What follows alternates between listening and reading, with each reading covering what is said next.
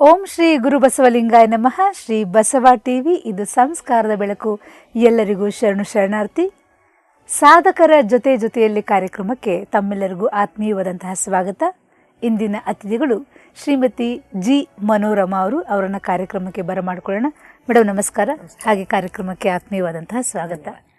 Shrimati G Manorama ಅವರು ಹಿರಿಯ ಶಿಕ್ಷಣ ತಜ್ಞರು. ಶಿಕ್ಷಕರ ಅಂತ ಹೇಳಿದಾಗ ಅವರು ಶಾಲೆಯಲ್ಲೇ ಕೂತ್ಕೊಂಡು ಪಾಠ ಮಾಡಬೇಕು ಅಂತ ಏನೂ ಇಲ್ಲ.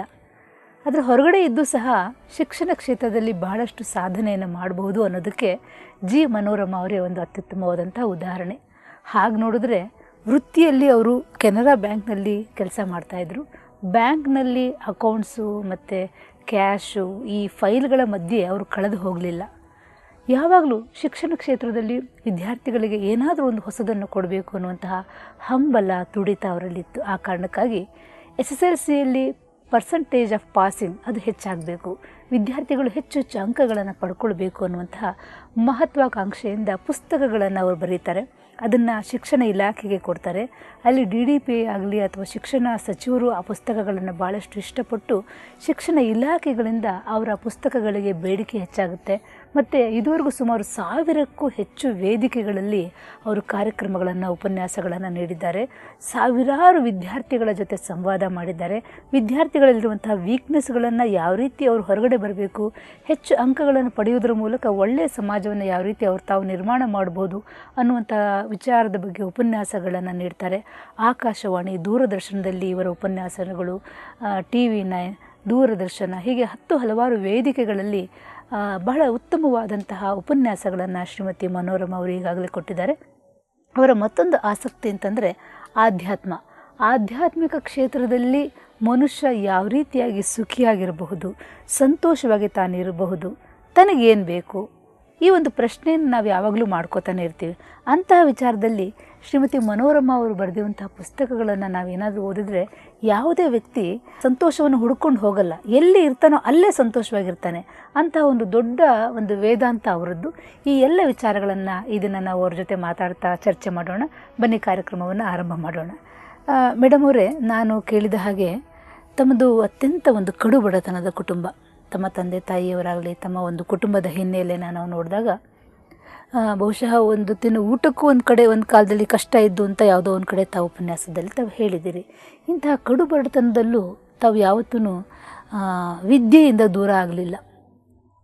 ಸದಾಕಾಲ ವಿದ್ಯೆಯ ಮಹತ್ವವನ್ನು ಅರ್ಥ ಮಾಡಿಕೊಂಡು, ಇಲ್ಲ ಜೀವನಕ್ಕೆ ವಿದ್ಯೆ ಬೇಕು ಅಂತ ಒಂದು ವಿದ್ಯೆಯ ಮಹತ್ವವನ್ನು ಅರ್ಥ ಮಾಡಿಕೊಂಡವರು. ಈ ತಮ್ಮ ಕುಟುಂಬದ ಹಿನ್ನೆಲೆಯನ್ನು ಒಂದಿಷ್ಟು ನಾವು ನೋಡೋದಾದರೆ, ತಾವು ಬಂದಂತಹ ಕುಟುಂಬ, ತಮ್ಮ ತಂದೆ ತಾಯಿ, ತಮ್ಮ ಊರು, ಇದ್ರ ಬಗ್ಗೆ ಒಂದಿಷ್ಟು ಹೇಳಿ ಮೇಡಮ್. ಎಲ್ರಿಗೂ ನಮಸ್ಕಾರ. ನಾನು ಕಡು ಬಡ ಕುಟುಂಬದಿಂದ ಬಂದವಳು. ನಮ್ಮ ತಂದೆ ಒಂದು ಪ್ರೈವೇಟ್ ಕಂಪನಿನಲ್ಲಿ ಕೆಲಸ ಮಾಡ್ತಿದ್ರು. ಕಣ್ಣಿನ ದೃಷ್ಟಿ ಕಡಿಮೆ ಆಗ್ತಾ ಬಂತು ಅಂಥೇಳಿ ಆ ವೃತ್ತಿಯನ್ನು ಬಿಡಬೇಕಾಗಿ ಬಂತು. ನಂತರ ಈ ಹಾಸ್ಟೆಲಲ್ಲಿ ಇರೋವಂತಹ ಗಂಡು ಮಕ್ಕಳಿಗೆ ಫರ್ನಿಚರನ್ನು ಸಪ್ಲೈ ಮಾಡುವಂಥ ಒಂದು ಕೆಲಸವನ್ನು ಬೇರೆಯವ್ರ ಸಹಾಯದಿಂದ ಮಾಡ್ತಾ ಇದ್ರು.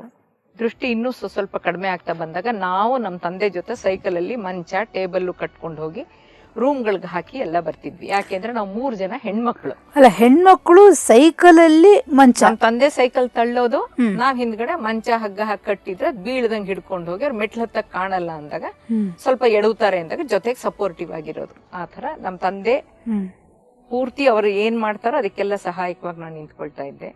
ನಮ್ಮ ತಾಯಿ ಒಬ್ರು ಅರಸರ ಮನೆಯಲ್ಲಿ ದೇವ್ರ ಮನೆ ತಾಯಿ ಅಂತ ಅಡಿಗೆ ಮಾಡ್ತಾ ಇದ್ರು ನೈವೇದ್ಯಕ್ಕೆ ಅಂತ.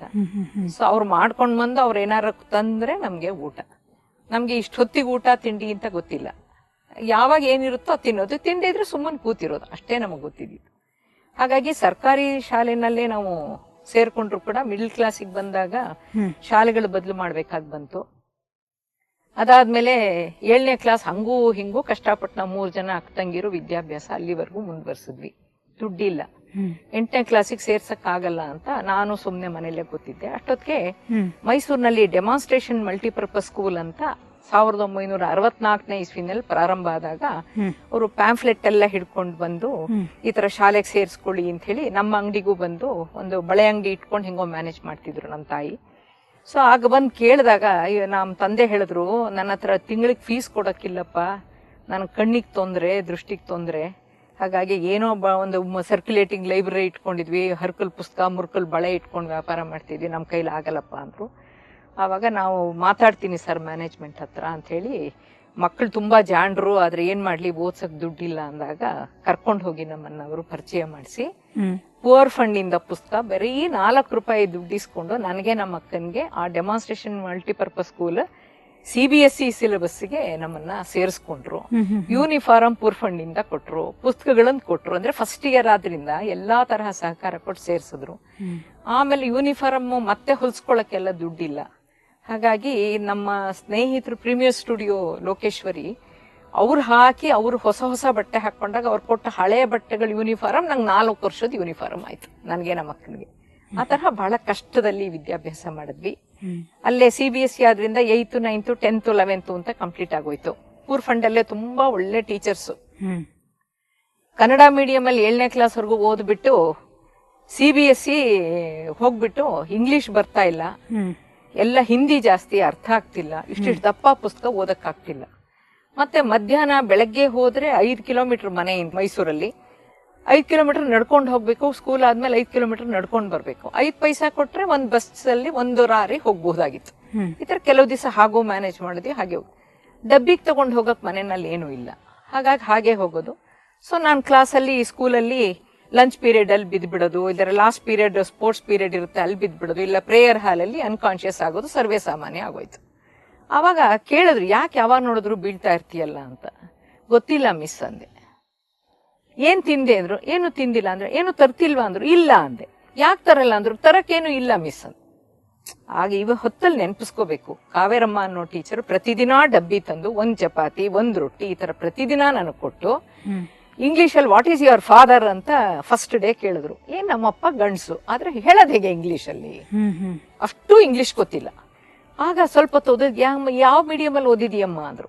ನಾನು ಕನ್ನಡ ಮೀಡಿಯಂ ಅಲ್ಲಿ ಓದಿದ್ದೀನಿ. ಆಯ್ತು, ದಿನಾನು ಬಾ, ಪಾಠನೂ ಹೇಳ್ಕೊಡ್ತೀನಿ, ಒಂಚೂರು ಹೊಟ್ಟೆಗೇನಾರು ಹಾಕ್ತೀನಿ, ತುಂಬಾ ಜಾಣೆ, ಎಷ್ಟೊಂದು ಚೆನ್ನಾಗಿ ಹಾಡ್ತೀಯ, ಅಕ್ಷರ ಎಷ್ಟು ಚೆನ್ನಾಗಿದೆ, ಎಷ್ಟೊಂದು ಧೈರ್ಯ ಇದೆ, ಆಟಗಳು ನೋಡಿದ್ರೆ ಎಲ್ಲ ಆಟ ಆಡ್ತೀಯಾ, ಇದ್ಯಾಕೆ ಈ ತರ ನಿಮ್ಗೆ ಅಂತ ಕೇಳ್ಬಿಟ್ಟು ಎಲ್ಲ ಸಪೋರ್ಟ್ ಮಾಡಿದ್ರು. ಸೊ ಹಂಗಾಗಿ ನನ್ನ ವಿದ್ಯಾಭ್ಯಾಸ ಹೈಸ್ಕೂಲು PUC ಅಂತಿರ್ಲಿಲ್ಲ, ಆಗ 11th ಸ್ಟ್ಯಾಂಡರ್ಡ್ ಮುಗ್ದೋಯ್ತು. ಕಾಲೇಜಿಗೆ ಸೇರ್ಸಕ್ ತಿರ್ಗಿ ದುಡ್ಡಿಲ್ಲ. ಆಗ ಅದೇ ಡೆಮಾನ್ಸ್ಟ್ರೇಷನ್ ಮಲ್ಟಿಪರ್ಪಸ್ ಸ್ಕೂಲ್ ಇರೋ ಕ್ಯಾಂಪಸ್ ಅಲ್ಲಿ ರೀಜನಲ್ ಕಾಲೇಜ್ ಆಫ್ ಎಜುಕೇಶನ್ ಅಂತ ಇದೆ. ನಾನ್ PUC ವರ್ಗೂ ಓದಿರೋದು ಸೈನ್ಸ್. ಆಮೇಲೆ ನನ್ಗೆ ಕಾಮರ್ಸಿಗೆ ಸೇರ್ಸಿದ್ರು. ಯಾಕೆ ಸೇರ್ಸಿದ್ರು ಅಂದ್ರೆ ರೆಸಿಡೆನ್ಷಿಯಲ್ ಕಾಲೇಜು, ಅಲ್ಲೇ ಇರ್ಬೇಕು, ಸ್ಟೈಪಂಡ್ ಕೊಡ್ತಾರೆ, ಅಲ್ಲಿ ಊಟ ತಿಂಡಿಗೆ ಆಗತ್ತೆ, ತೊಂದರೆ ಇರಲ್ಲ. ಅದಾದ್ಮೇಲೆ ಅಲ್ಲಿ ಇನ್ನೊಂದು ಫೀಸ್ ಪುಸ್ತಕ ಪೆನ್ನಿಗೆ ದುಡ್ಡಿಲ್ಲ. ಆಗ ಅಲ್ಲೊಂದು ಸ್ಕೀಮ್ ಇತ್ತು, ಅರ್ನ್ ವೈಲ್ ಯು ಲರ್ನ್ ಅಂತ. ಅಲ್ಲೇನೋ ಕ್ಯಾಂಟೀನ್ ಅಲ್ಲಿ ತಟ್ಟೆ ತೊಳೆಯೋದು, ಪಾತ್ರೆ ತೊಳೆಯೋದು, ತರಕಾರಿ ಹೆಚ್ಚೋದು, ಗಿಡಕ್ಕೆ ಪಾತಿ ಮಾಡಿದ್ರೆ 1 hour ಕೆಲಸ ಮಾಡಿದ್ರೆ 1 ರೂಪಾಯಿ ಕೊಡ್ತಿದ್ರು. ಆ ತರ ತಿಂಗಳಿಗೆ 15 ರೂಪಾಯಿನಷ್ಟು ಸಂಪಾದನೆ ಮಾಡಿ BCom B.Ed 2 integrated course complete ಆಯ್ತು. ಸೊ ಅಲ್ಲಿಗೆ ಒಂದು ಹಂತಕ್ಕೆ ನಾವು ತಲುಪಕ್ಕೆ ಅವಕಾಶ ಆಯ್ತು. ಸ್ನೇಹಿತರೆ, ಶರಣ ಬಂಧುಗಳೇ, ಕೇಳಿದ್ರಲ್ಲ ಮನೋರಮಾ ಮೇಡಮ್ ಅವರು. ನಾವೆಲ್ಲ ಇತ್ತೀಚೆಗೆ ಒಂದು ಒಳ್ಳೆಯ ಸ್ಕೂಲು, ಒಂದು ನಮ್ಮನ್ನು ಕರ್ಕೊಂಡು ಹೋಗೋಕ್ಕೆ ಒಂದು ವ್ಯಾನು, ಮತ್ತು ಅಮ್ಮಂದಿರು ನೀಟಾಗಿ ಯೂನಿಫಾರ್ಮ್ ಹಾಕಿ ಕಳಿಸಿ ಕೈಯಲ್ಲೊಂದು ಲಂಚ್ ಬಾಕ್ಸನ್ನು ಕೊಡ್ತಾರೆ. ಏನು ಬುಕ್ಕು ಅಂದರೆ ಹಾಲಿಡೇಸಲ್ಲೇ ಬುಕ್ ತಗೊಟ್ಬಿಡ್ತೀವಿ, ಅದಕ್ಕೆಲ್ಲ ಬೈಂಡ್ ಎಲ್ಲ ಮಾಡಿ ಒಂದು ಜಾಮೆಟ್ರಿ ಬಾಕ್ಸು, ಎಷ್ಟು ಚೆನ್ನಾಗಿ ಸುಸಜ್ಜಿತವಾಗಿ ನಾವು ಮಕ್ಕಳನ್ನು ಕಳಿಸ್ತೀವಿ. ಆದರೂ ಕೆಲ ಮಕ್ಕಳು ಓದಿನಲ್ಲಿ ಹಿಂದೆ ಬೀಳ್ತಾರೆ. ಆದರೆ ಸರ್ಕಾರಿ ಶಾಲೆಯಲ್ಲಿ ಒಂದು ಹೊತ್ತಿನ ಊಟಕ್ಕೂ ಕಷ್ಟ ಇದ್ದಂಥ ಕಾಲದಲ್ಲಿ ನಾನು ಓದಲೇಬೇಕು ಅನ್ನುವಂಥ ಮನೋಭಾವದಿಂದ, ಛಲದಿಂದ ಮನೋರಮಾ ಮೇಡಮ್ ಅವರು BCom ಓದ್ತಾರೆ. ಅದಾದಮೇಲೆ ಕಾಂಪಿಟೇಟಿವ್ ಎಕ್ಸಾಮು ಬರೀತಾರೆ. ನನಗೆ ಇನ್ನೊಂದು ಆಶ್ಚರ್ಯ ಅಂದರೆ, ನೀವು 4 ಎಕ್ಸಾಮ್ಗಳನ್ನು ಬರೀತೀರಿ, 4 ಎಕ್ಸಾಮಲ್ಲೇ ಸೆಲೆಕ್ಟ್ ಆಗಿಬಿಡ್ತೀರಿ. ಏನು ಮೇಡಮ್ ಅದು? BCom ಮುಗೀತು, BCom Ed ಅಂತ ಇಂಟಿಗ್ರೇಟೆಡ್ ಕೋರ್ಸ್. ಸೊ ಶಿಕ್ಷಕಿಯಾಗೂ ಹೋಗ್ಬೋದಾಗಿತ್ತು, ಅಥವಾ ಬೇರೆ ಯಾವುದೇ ಒಂದು ಆಫೀಸ್ ಕೆಲಸಕ್ಕೂ ಹೋಗ್ಬೋದಿತ್ತು, ಬ್ಯಾಂಕಿಗೂ ಹೋಗ್ಬೋದಿತ್ತು. ನನ್ನ ಜೊತೆಯಲ್ಲಿ ಓದ್ತಾ ಇದ್ದಂತ ನಾಗರತ್ನ ಅನ್ನೋಳು 2nd ಇಯರ್ ನಲ್ಲಿ ಡ್ರಾಪ್ ಔಟ್ ಆದ್ಲು. BCom Ed ಓದ್ತಾ ಇದ್ದಾಗ ಡ್ರಾಪ್ ಔಟ್ ಆದವ್ರು ಹಾಸ್ಟೆಲ್ ಇರೋ ಹಂಗಿಲ್ಲ. ಹಂಗಾಗಿ ಅವಳು ಆಚೆ ಹೋಗ್ಬಿಟ್ಟು ಒಂದು ಪ್ರೈವೇಟ್ ಕಂಪ್ನಿಗೆ ಸೇರ್ಕೊಂಡ್ಬಿಟ್ಲು ಬೆಂಗಳೂರಲ್ಲಿ.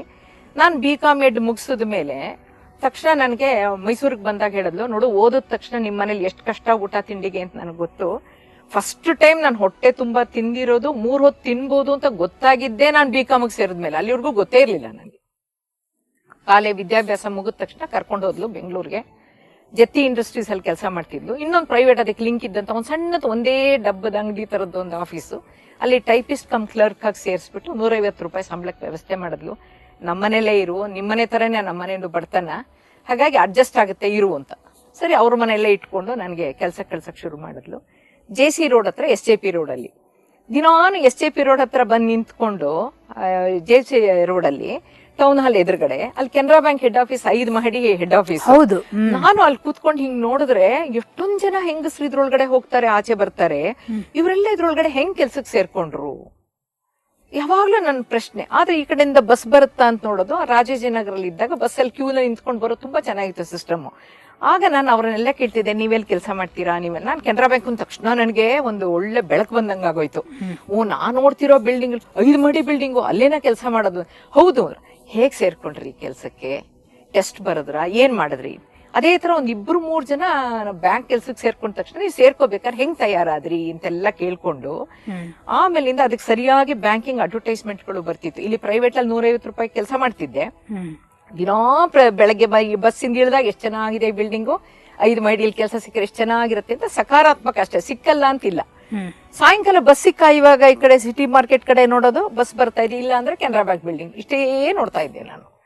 ಆಮೇಲೆ ಎಲ್ಲರೂ ಕೇಳಿ ತಿಳ್ಕೊಂಡು ಯಾವ ತರ ಬ್ಯಾಂಕ್ ಪರೀಕ್ಷೆಗೆ ತಯಾರಾಗಬೇಕು ಅಂತ ಸೆಕೆಂಡ್ ಹ್ಯಾಂಡ್ ಪುಸ್ತಕ ತಗೊಂಡ್ಬರ್ಬೇಕು, ಅವೆನ್ಯೂ ರೋಡ್ಗೆ ಹೋಗ್ತಾರೆ, ಎಲ್ಲ ತಯಾರಿ ಮಾಡ್ಕೊಂಡು ಮಾಡ್ತಾ ಶುರು. ಅದಕ್ಕೆ ಸರಿಯಾಗಿ 4 ಅಡ್ವರ್ಟೈಸ್ಮೆಂಟ್ ಬಂತು ಬ್ಯಾಂಕ್ಗಳದ್ದು. 4 ಬ್ಯಾಂಕ್ಗೂ ಅಪ್ಲೈ ಮಾಡಿದೆ, ಟೆಸ್ಟ್ ಬರ್ದೆ, 4 ಬ್ಯಾಂಕ್ ಟೆಸ್ಟ್ ಪಾಸ್ ಆಯ್ತು.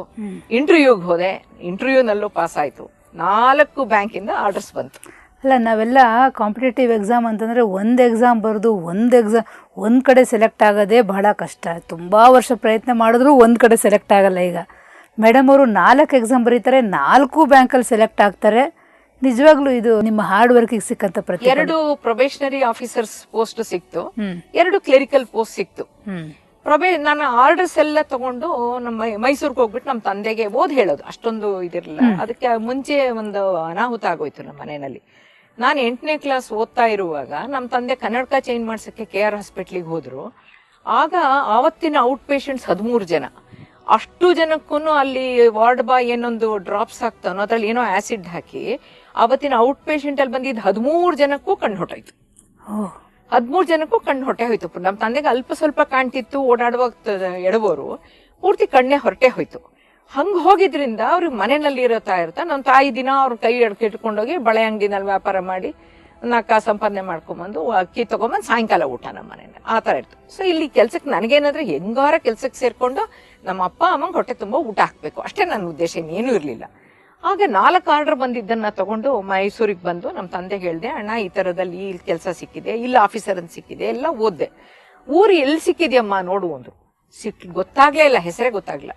ಶಾರದಾ ಅಟ್ಲಾಸ್ ಇತ್ತು, ಅದ್ರಲ್ಲಿ ತಗೊಂಡು ಆ ಹೆಸರಿರೋ ಊರು ಎಲ್ಲಾರ ಸಿಗುತ್ತಾ ಅಂತ ಹುಡುಕಿದ್ವಿ, ಸಿಕ್ಲೇ ಇಲ್ಲ. ಕೊನೆಗೆ ಆ ಬ್ರಾಂಚ್ಗೆ ಹೋಗಿ ಕೇಳಮ್ಮ. ನಮ್ಮ ತಂದೆ ತುಂಬಾ ಜಾಂಡ್ರು, ಬಟ್ ಈ ತರದ ನ್ಯೂನ್ಯತೆಗಳು. ಅವಾಗ ಅಲ್ಲಿ ಹೋಗಿ ಕೇಳಿದ್ರೆ ಇದು ಹೊಸ ಬ್ರಾಂಚ್ ಓಪನ್ ಆಗಿರೋದು, north Karnataka last Maharashtra border ಅಂದ್ರು. ಸರಿ ನಮ್ಮಪ್ಪ, ನಾನ್ ಕಳ್ಸಲ್ಲಮ್ಮ, ನೀನ್ ಸಂಪಾದನೆ ಮಾಡ್ದಿದ್ರು 150 ರೂಪಾಯಿ ಸಾಕು, ನಂಗೆ 50 ರೂಪಾಯಿ ಕೊಡ್ತೀಯಲ್ಲ ತಿಂಗಳಿಗೆ, ಊಟ ನಡೆಯುತ್ತೆ ಅಂದ್ಬಿಟ್ರು. ಕೊನೆಗೆಲ್ಲ ಹುಡುಕಿ ಮಾಡಿದ್ಮೇಲೆ ಒಬ್ರು ಸೋಮಶೇಖರ ಅಂತ ಹೆಜ್ಜಿ ಸೋಮಶೇಖರ ಪಿಕ್ಚರ್ ಅಲ್ಲಿ ಅವ್ರು ಸಿಕ್ಕಿದ್ರು. ಅವ್ರು ಜಯಲಕ್ಷ್ಮೀಪುರಂ ಅಲ್ಲಿ ಮ್ಯಾನೇಜರ್ ಆಗಿದ್ರು. ಅಲ್ಲಿ ಹೋಗಿ ಕೇಳಿದ್ದೇನೆ, ಕೆನರಾ ಬ್ಯಾಂಕಿಗೆ ಹೋಗಿ ಕೇಳಿದೆ, ನೋಡಿ ಸರ್ ಈ ತರ 4 ಆರ್ಡರ್ ಬಂದಿದೆ, ನಾನು ಯಾವ್ದನ್ನ ಆಯ್ಕೆ ಮಾಡ್ಕೋಬೇಕು ಅಂತ ನನಗೆ ಗೊತ್ತಾಗ್ತಿಲ್ಲ ಅಂದ್ರೆ. ಬೆಂಗಳೂರು ನೋಡಿದ್ಯೇನಮ್ಮ ಅಂದ್ರು. ಇಲ್ಲ ಸರ್. ನೋಡು, ಬೆಂಗಳೂರಲ್ಲಿ ಹೆಡ್ ಆಫೀಸು ಕೆನರಾ ಬ್ಯಾಂಕು, ನಿನಗೆ ಅಲ್ಲಿ ಸ್ಟಾಫ್ ಸೆಕ್ಷನ್ ಅಲ್ಲಿ ಸಿಕ್ಕಿದೆ. ಬೇಕು ಅಂದ್ರೆ ನಿಮ್ಮ ಅಪ್ಪಂಗೆ ಕಣ್ ಕಾಣಲ್ಲ, ನಿಮ್ಮ ಅಮ್ಮ ಪಾಪ ಕೈ ಹಿಡ್ಕೊಂಡು ಅಂಗಡಿಗೆ ಹೋಗ್ತಾರೆ. ಅದರಿಂದ ನೀನು ಯಾವ ಆಫೀಸರ್ ಪೋಸ್ಟ್ ಬೇಡ ಕಣಮ್ಮ, ಹತ್ತಿರದಲ್ಲಿ ಇರ್ಬೇಕು. ಈಗ ನಿಮ್ಮ ಮನೇಲಿ ದುಡಿತಿರೋಳು ನೀನೊಬ್ಳೆ, ಹತ್ರ ಇರ್ಬೇಕು, ಹೋಗಿ ಕ್ಲರ್ಕ್ ಪೋಸ್ಟ್ಗೆ ಕೆನರಾ ಬ್ಯಾಂಕಿಗೆ ಸೇರ್ಕೋ ಅಂತ ಹೇಳಿದ್ರು. ಅದೇ ರೀತಿ ಬಂದು ಕೆನರಾ ಬ್ಯಾಂಕಿಗೆ ಸೇರ್ಕೊಂಡೆ. ಸ್ಟಾಫ್ ಸೆಕ್ಷನ್ ಎಲ್ಲಾರು ಏನು ಒಂಥರ ಸಂತೋಷವಾಗಿ ನೋಡ್ತಾ ಇದ್ದಾರೆ. ಇಷ್ಟುದ್ದ ಜಡೆ ಬೇರೆ ಇತ್ತು, ಏನ್ ನೇತಾಡ್ಸ್ಕೊಂಡು ಹೋದ್ರೆ ಅವ್ರ ನನಗೆ ಇದಾಯ್ತು. ಆಮೇಲೆ ಎಲ್ರು ಇವರೇ ಅಂದ್ರೆ ನನ್ಗೆ ಏನಕ್ಕೆ ಇಷ್ಟೊಂದು ಒಂಥರ ಮಾತಾಡ್ತಾ ಇದಾರಲ್ಲ ಅಂತ ಒಂದು ಇದಾಯ್ತು. ಸೋಮಶೇಖರ್ ಅವ್ರಿಗೆ ಟ್ರಾನ್ಸ್ಫರ್ ಆಗಿ ಅಲ್ಲಿಗೆ ಬಂದ್ರು, ಜಯಲಕ್ಷ್ಮೀಪುರಂ ಇಂದ ಹೆಡ್ ಆಫೀಸ್ಗೆ. ಆಗ ಅವ್ರನ್ನ ಕೇಳಿದೆ, ಯಾಕೆ ಸರ್ ಎಲ್ಲಾರು ನಂದೇನಾರು ತಪ್ಪಾಯ್ತಾ ಅಥವಾ ನಾನೇನಾರು ನಡ್ಕೊಂಡು ಬಂದಿದ್ ಸರಿ ಇಲ್ವಾ ಅಂತ. ಏನಿಲ್ಲ ಕಣಮ್ಮ, ಇದ್ರಲ್ಲಿ ಬೋರ್ಡ್ ನೋಟ್ ಅಲ್ಲಿ ನಿನ್ನೇ ಈ ಸೆಕ್ಷನ್ ತಗೋಬೇಕು ಅಂತ ಹೇಳಿದ್ವಿ, ಎಲ್ರು ಆ ಸೆಕ್ಷನ್ ಬರೋ ಹುಡುಗಿ ಹೇಗಿರ್ತಾಳೆ ಅಂತ ಕಾಯ್ತಿದ್ರು, ನಿನ್ನ ನೋಡಿದಾರೆ, ಕುತ್ಕೋ ಹೋಗು ಅಂದ್ರು. ಬಹಳ ಸಂತೋಷ ಆಯ್ತು.